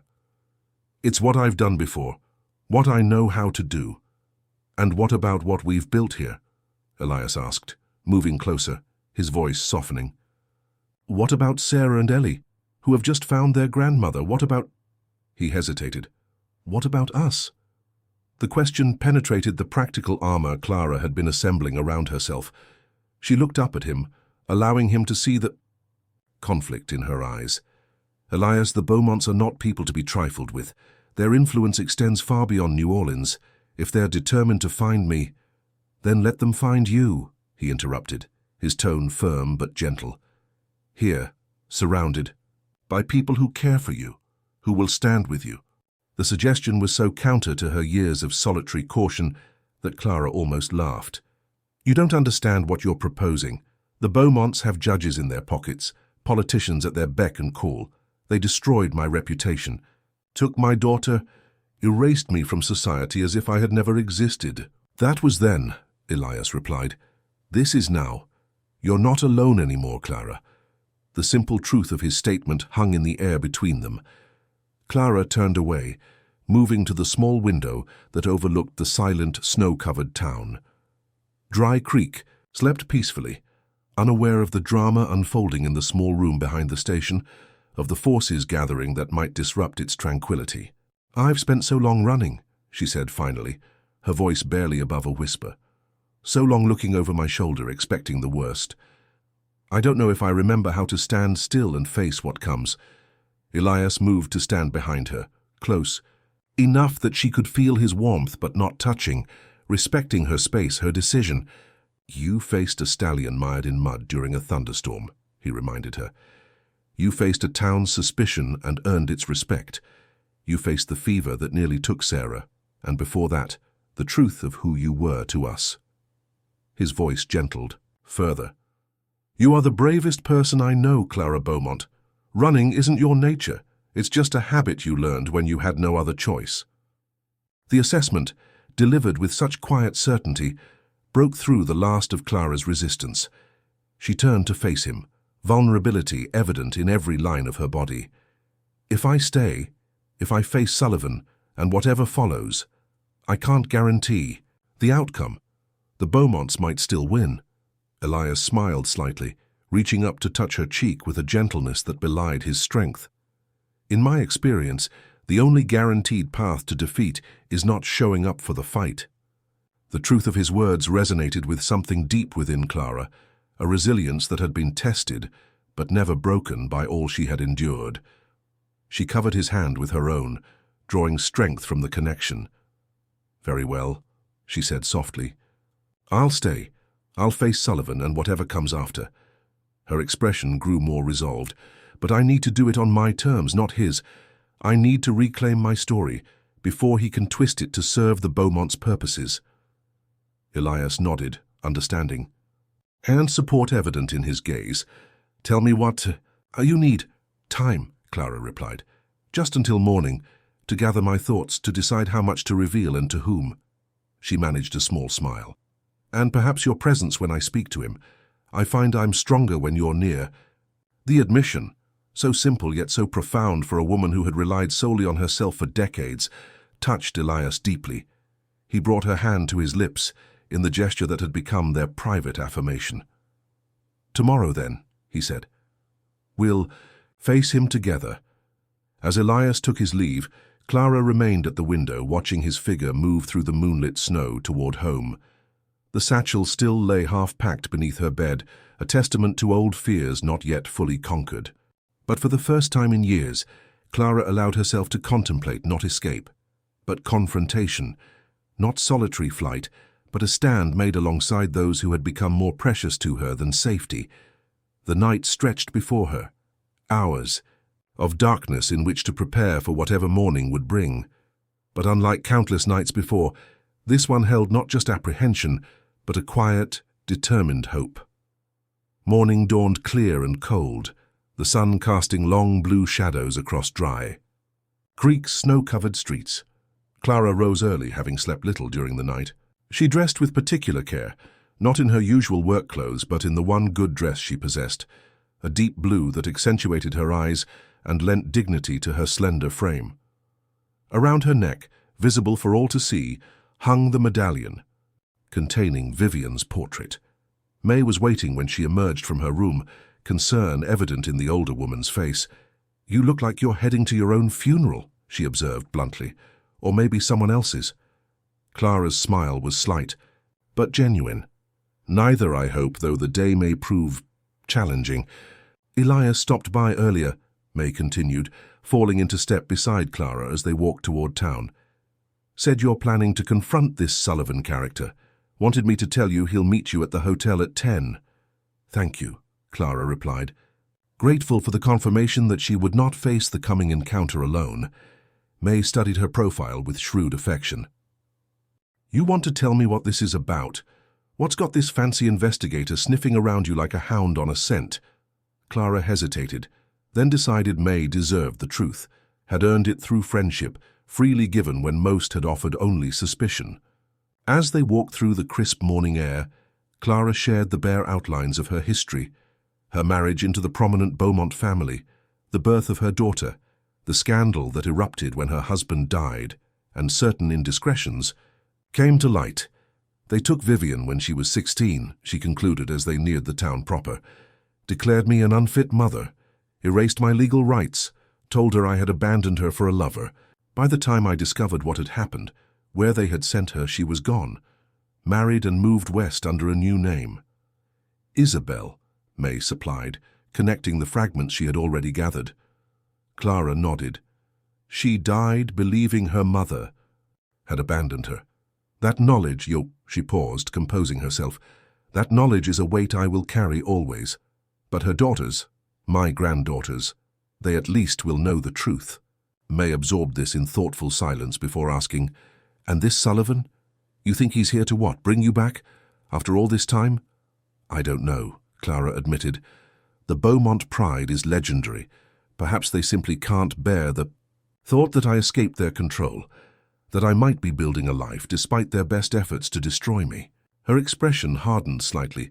"Or perhaps there are legal matters, inheritance, property that require resolving now that Vivian is gone." They had reached the main street, where the hotel stood imposing by frontier standards, though modest compared to Eastern establishments. Clara paused, drawing a steadying breath.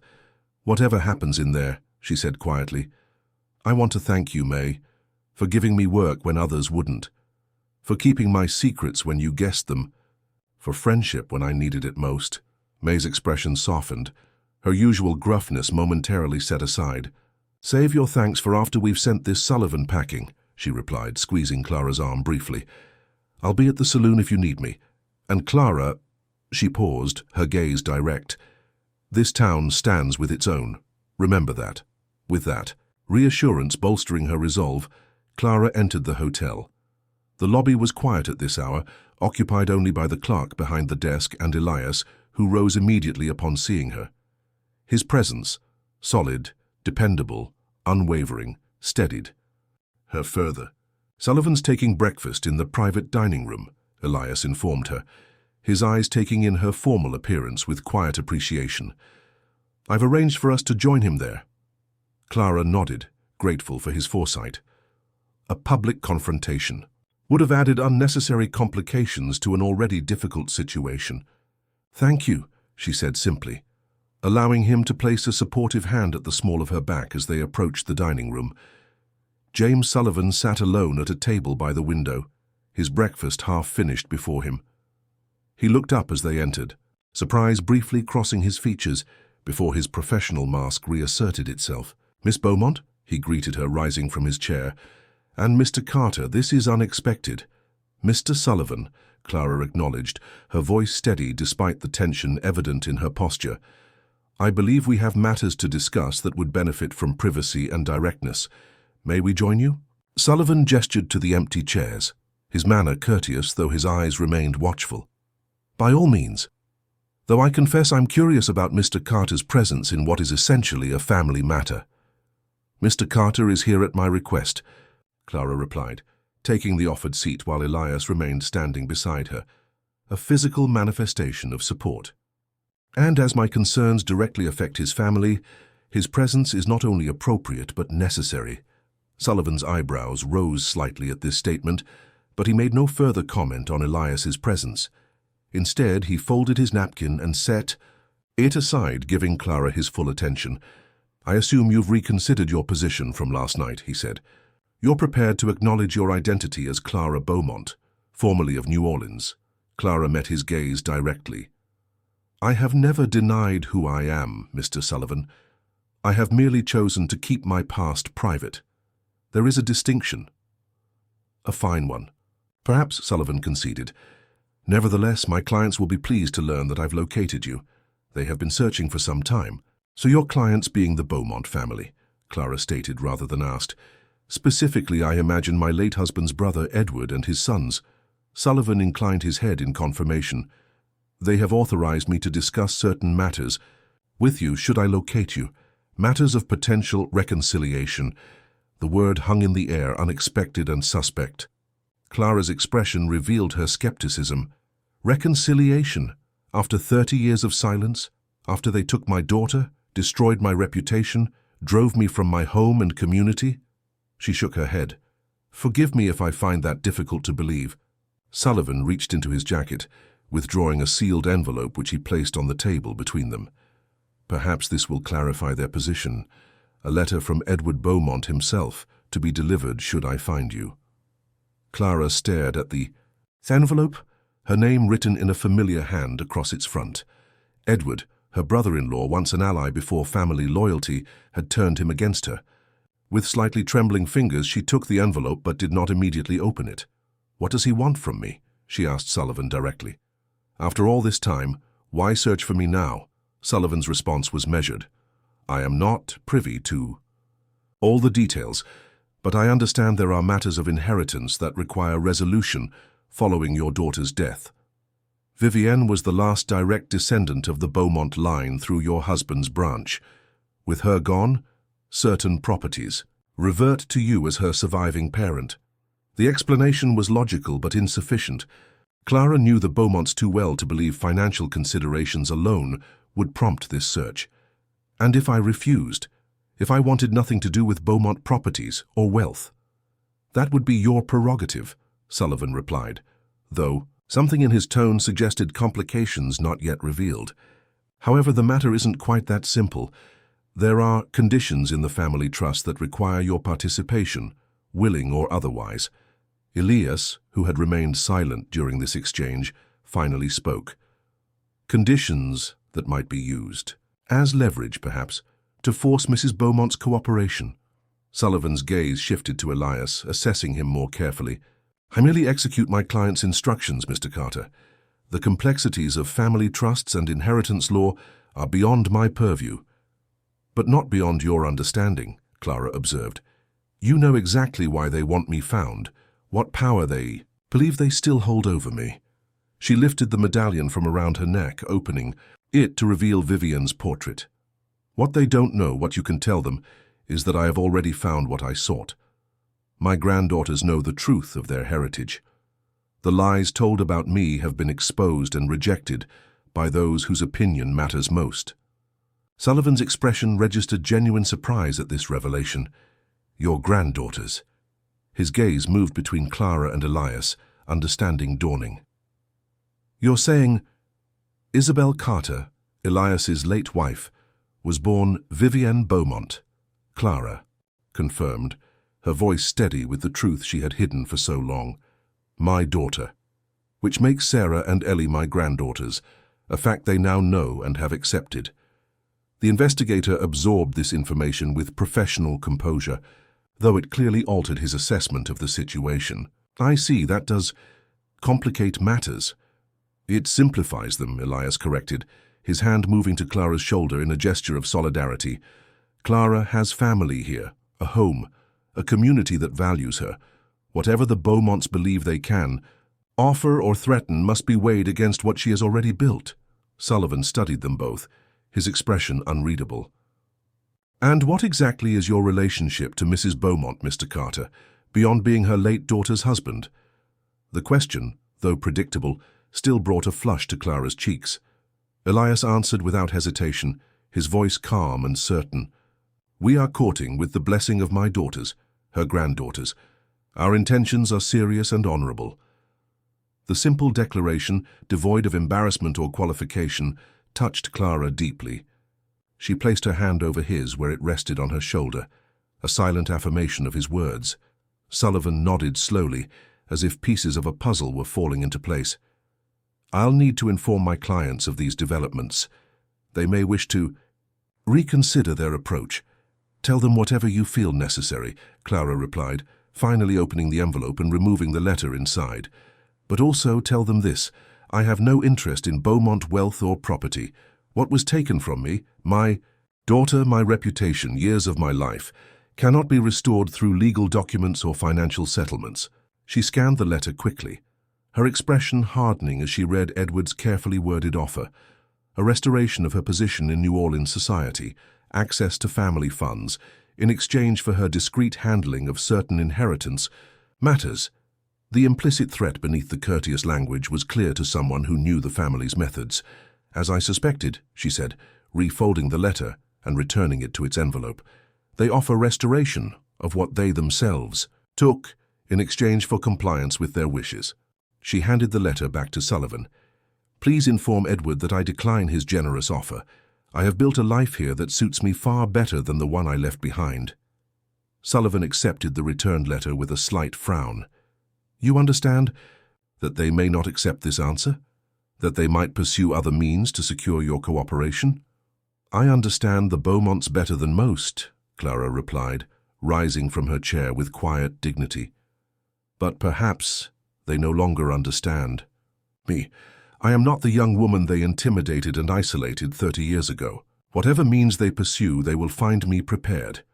Elias stood beside her, his presence reinforcing her words. They will also find that Mrs. Beaumont does not stand alone. Dry Creek protects its own. Sullivan looked between them, seeming to reassess the situation and his own position within it. After a moment's consideration, he inclined his head in acknowledgement. I will convey your response, though I cannot predict how it will be received. That is all I ask, Clara replied. Good day, Mr. Sullivan. As they left the dining room, Clara felt lighter than she had in years, as if a burden carried so long it had become part of her had finally been set down. The future remained uncertain, the threat of Beaumont interference not entirely eliminated, but for the first time since her daughter had been taken from her, Clara had stood her ground, claiming her identity and her right to happiness without apology or fear. Outside the hotel, snowflakes had begun to fall, dusting the streets with fresh white. Clara paused on the boardwalk, turning her face upward to feel their cool touch against her skin. Elias watched her, his expression tender, as he observed this small moment of joy. What now? He asked quietly, offering his arm as they prepared to walk back through town. Clara placed her hand in the crook of his elbow, the gesture natural and right. Now, she replied, we live the life we're building, together. Whatever comes, we face it as family. The word, spoken aloud, claimed without reservation, encompassed all that had been lost and found all that might yet be. As they walked through the gently falling snow, Clara felt something settle within her, not the vigilant wariness that had been her companion for decades, but a quiet certainty that whatever challenges lay ahead, she would meet them not in isolation, but surrounded by those who had chosen her, as she had chosen them. February brought warmer days that melted snow from rooftops and south-facing slopes, though nights remained bitter, and the mud of the streets froze into treacherous ruts with each sunset. For Clara, the month brought a different kind of thaw, a gradual relaxation of the vigilance that had become second nature over years of solitude and caution. Sullivan had departed Dry Creek the day after their confrontation, leaving behind only his assurance that he would convey Clara's response to the Beaumonts. Weeks had passed with no further contact, no threatening letters, no legal notices, a silence that might have signified acceptance or merely a tactical retreat while new strategies were devised. Clara chose to interpret the silence as opportunity rather than reprieve. With the immediate threat receded, she allowed herself to fully embrace the life that had been building around her since her arrival in Dry Creek. She moved from her small room behind the station to May's spare room above the saloon, a temporary arrangement while more permanent possibilities were considered. Her relationship with Elias deepened and solidified, their courtship conducted with the blend of propriety and genuine affection that characterized frontier romances.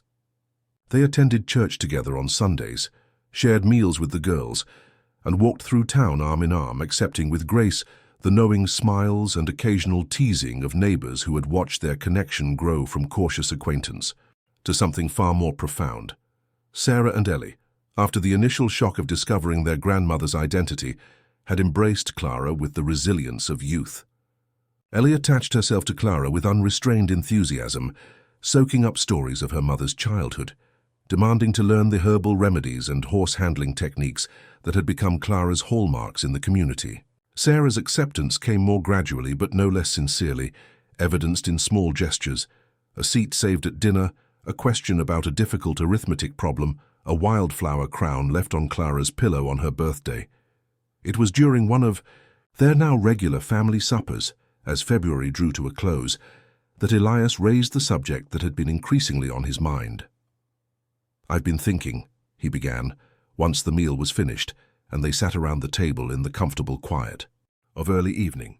"This arrangement we have, my house, May's spare room, visiting back and forth, It seems unnecessarily complicated." Sarah looked up sharply from the embroidery she was working on, her expression immediately alert. Ellie, less attuned to the undercurrents of adult conversation, continued playing with the small wooden horse Elias had carved for her, though her ears visibly perked up at her father's serious tone. Clara set down her teacup carefully, her eyes meeting Elias's across the table. "What alternative would you suggest?" she asked. Her voice calm, though her heartbeat had accelerated. Elias glanced at his daughters, then back to Clara. "I think it's time we consider a more permanent arrangement." His voice was steady, but Clara could detect the slight tremor of vulnerability beneath his composed exterior. "I'm asking if you would do us the honor of becoming part of this family. Officially." The room fell into a weighted silence. Sarah's fingers stilled on her embroidery, her eyes moving between her father and Clara with an intensity that betrayed her investment in the moment. Ellie abandoned all pretense of distraction, looking up with unabashed hope written across her small face. Clara felt the moment stretch around her, time expanding to accommodate the enormity of what was being offered. Not just marriage, but complete belonging.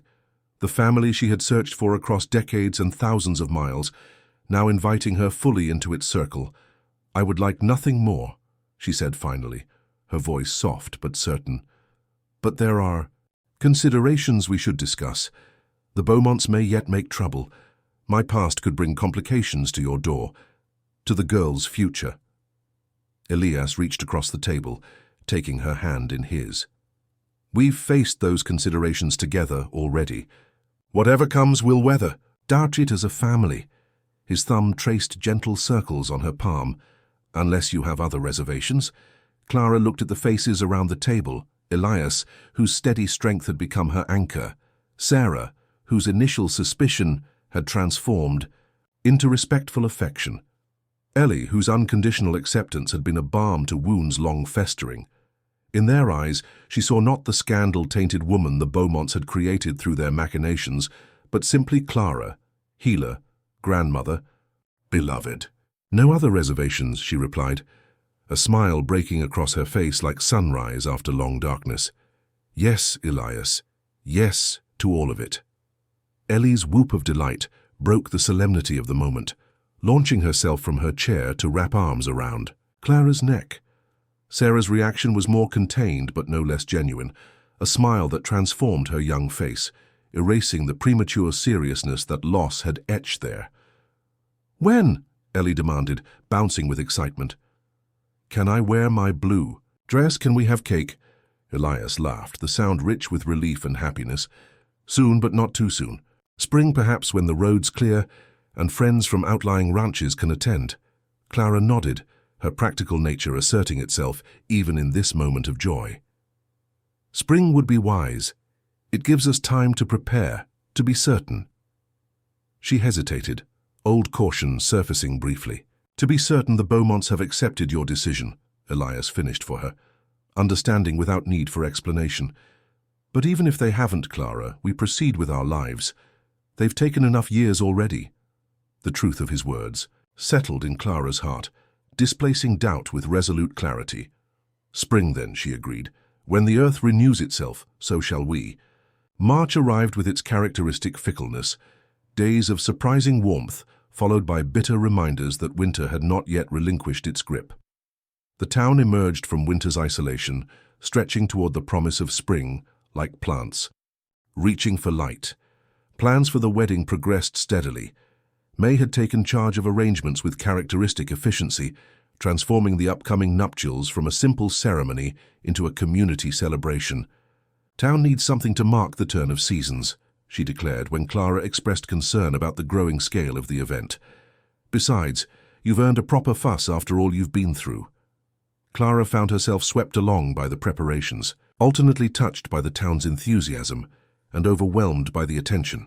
Having lived so long in the shadows, the spotlight of communal goodwill felt strange yet warming, like stepping from a cold room into unexpected sunlight. The letter arrived on a Tuesday, delivered by the first regular stagecoach since winter's. Worst storms had passed. Clara recognized the heavy cream envelope immediately, the Beaumont family crest embossed on the flap, her name written in Edward's distinctive hand. She carried it unopened to the small garden behind Elias's house, where early crocuses pushed through the softening earth in defiant purple and gold. Elias found her there an hour later, the opened letter in her lap, her expression contemplative, rather than distressed. "Bad news?" he asked quietly, settling beside her on the bench. Clara handed him the letter without comment, watching as he read Edward Beaumont's carefully penned words. The message was brief but significant, a formal acknowledgement of Clara's decision to remain in Dry Creek, a release of all Beaumont claims on properties that would have reverted to her following Vivian's death, and a terse statement that the family considered the matter closed. "He's letting go," Elias observed, returning the letter to Clara. "But there's no apology, no acknowledgement of the harm done." Clara folded the paper carefully, tucking it back into its envelope. "I never expected either.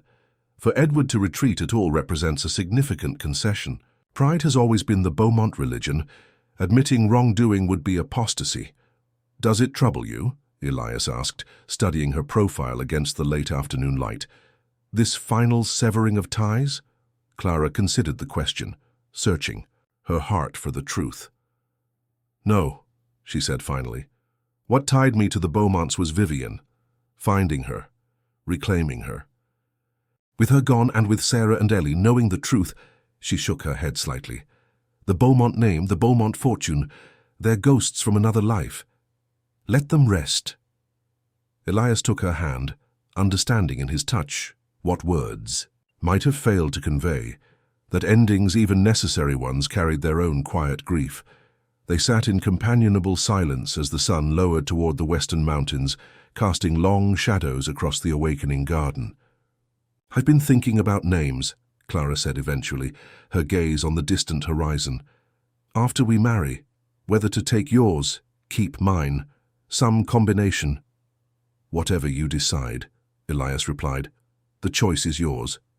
You've had enough of others. Determining your identity." Clara turned to him, struck anew by the simple understanding he offered, the respect for her autonomy that had been denied her for so long. "Thank you for that, but I find I'm ready to leave Beaumont behind to become Clara Carter."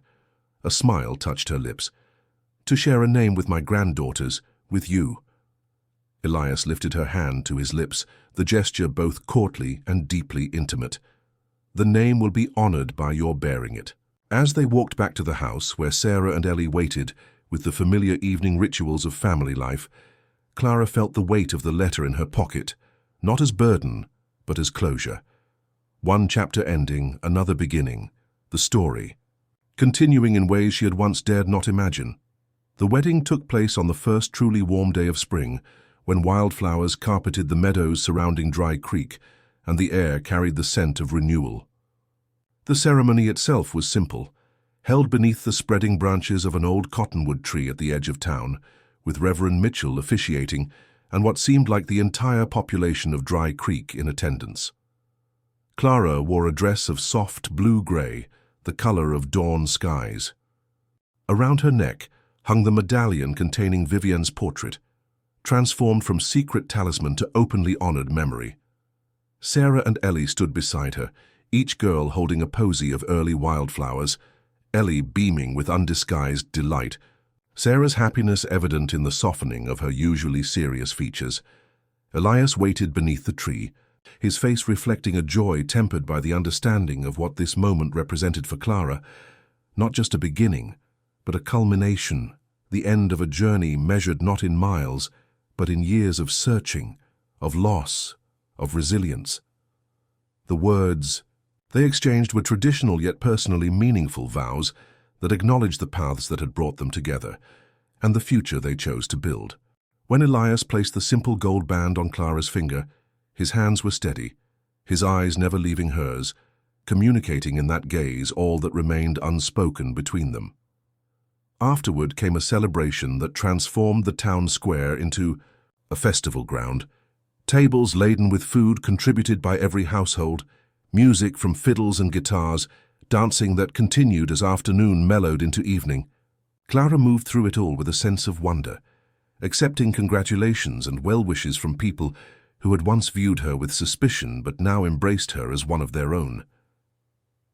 As twilight descended, Elias found her at the edge of the celebration watching as Sarah taught Ellie a new dance step, both girls laughing in rare, uninhibited joy. "There's something I want to show you," he said, offering his hand, a wedding gift of sorts.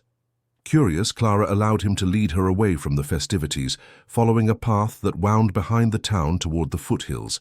They walked in comfortable silence, the sounds of celebration gradually fading behind them, replaced by the evening chorus of spring peepers and distant coyote calls. The path climbed gently, curving around a small rise before descending into a sheltered hollow. There, nestled among newly leafed aspens, stood a small structure, a cabin simply built but solid, with windows that caught the last rays of sunset and a stone chimney from which a tendril of smoke rose against the darkening sky. "What is this?" Clara asked. Though understanding was already dawning, Elias's expression held both pride and uncertainty.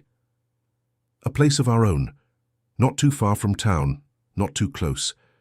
Room for Sarah and Ellie to grow, for us to build a life together." He hesitated. "If it pleases you." Clara approached the cabin slowly, taking in the careful craftsmanship evident in every detail.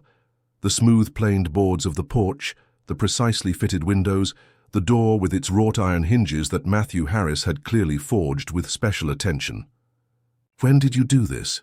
she asked, turning back to Elias, who had remained a few steps behind, watching her reaction. "I started after you agreed to marry me.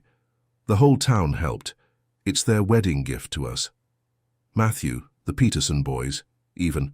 Old Jenkins with his bad hip insisted on contributing." His smile was slightly self-conscious. "I wanted it to be a surprise." Clara climbed the 3 steps to the porch, running her hand along the railing that surrounded it.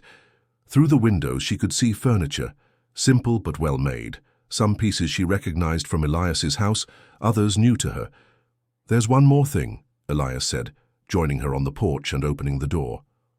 The interior was warm and welcoming, a fire burning low in the stone hearth, oil lamps casting a golden glow over the main room. But what drew Clara's attention was the small table beneath the window, where a familiar oilcloth bundle lay. "My things?" she said softly, recognizing the package that had traveled with her for so many years, containing the few treasures she had managed to keep through all her wanderings. "How did you—" "May helped," Elias admitted. "We thought you might want them here in our new home, not hidden beneath floorboards anymore, but out in the light." The thoughtfulness of the gesture, the understanding of what these objects represented, the respect for their significance, moved Clara deeply. She crossed to the table, untying the oilcloth with fingers that trembled slightly. Inside lay the remnants of her journey, the journal where she had recorded years of searching, a pressed flower from Vivian's childhood garden, the photograph Whitfield had taken, a small carved wooden horse that had been her daughter's favorite toy, rescued before her flight from New Orleans. Artifacts of a life fragmented, and now finally being reassembled. "It's perfect," she said, turning to Elias with eyes bright with unshed tears. "All of it. Perfect." He crossed to her then, taking her in his arms with the gentle certainty that had become his hallmark in her life. "Welcome home, Clara Carter." The name, her new name, chosen rather than imposed, settled around her like a mantle, both protection and promise. In the circle of Elias's embrace, with the evidence of community care surrounding them and the treasures of her past finally brought into the open, Clara felt the last remnants of her long vigilance fall away. Later they would return to town, collect Sarah and Ellie, bring them to see their new home. Later there would be the practical matters of moving, of establishing new routines, of building the life they had chosen together. Later, perhaps, there would be new challenges from the world beyond Dry Creek, new trials to face and overcome. But in this moment, as dusk deepened into true night and the first stars appeared above the aspen grove, Clara allowed herself to be fully present, not looking backward in grief, nor forward in apprehension, but simply being in the now that had been so long in coming. Outside the cabin window, hidden in the shadows of the hollow, a small spring bubbled up from beneath the earth, water that had traveled unseen through darkness before finding its way to light. Like Clara herself, it had persisted, following its nature despite obstacles, carving a path that seemed impossible until it was accomplished. In time, that spring would nourish a garden, sustain a family, become the heart of a home built on foundations stronger than mere wood and stone. But that was a story still unfolding, a future written not in grand gestures, but in daily acts, of love, in choices made and remade, in the quiet courage of beginning again. For now it was enough that the journey had led here, to this place, this moment, this man, these children who were her second chance at family. It was enough that after so much loss, so much searching, Clara had found not just what she sought, but what she needed: belonging, acceptance, a love sturdy enough to weather whatever storms might yet come. As she and Elias stepped back out onto the porch, the night sky spread above them in vast, star-speckled glory. Clara breathed deeply of the spring air, filling her lungs with its promise. Whatever came next, she would face it not alone, but surrounded by the family and community that had claimed her, as she had claimed them. The circle broken so many years ago had finally closed. The spring, hidden for so long, had found its way to light.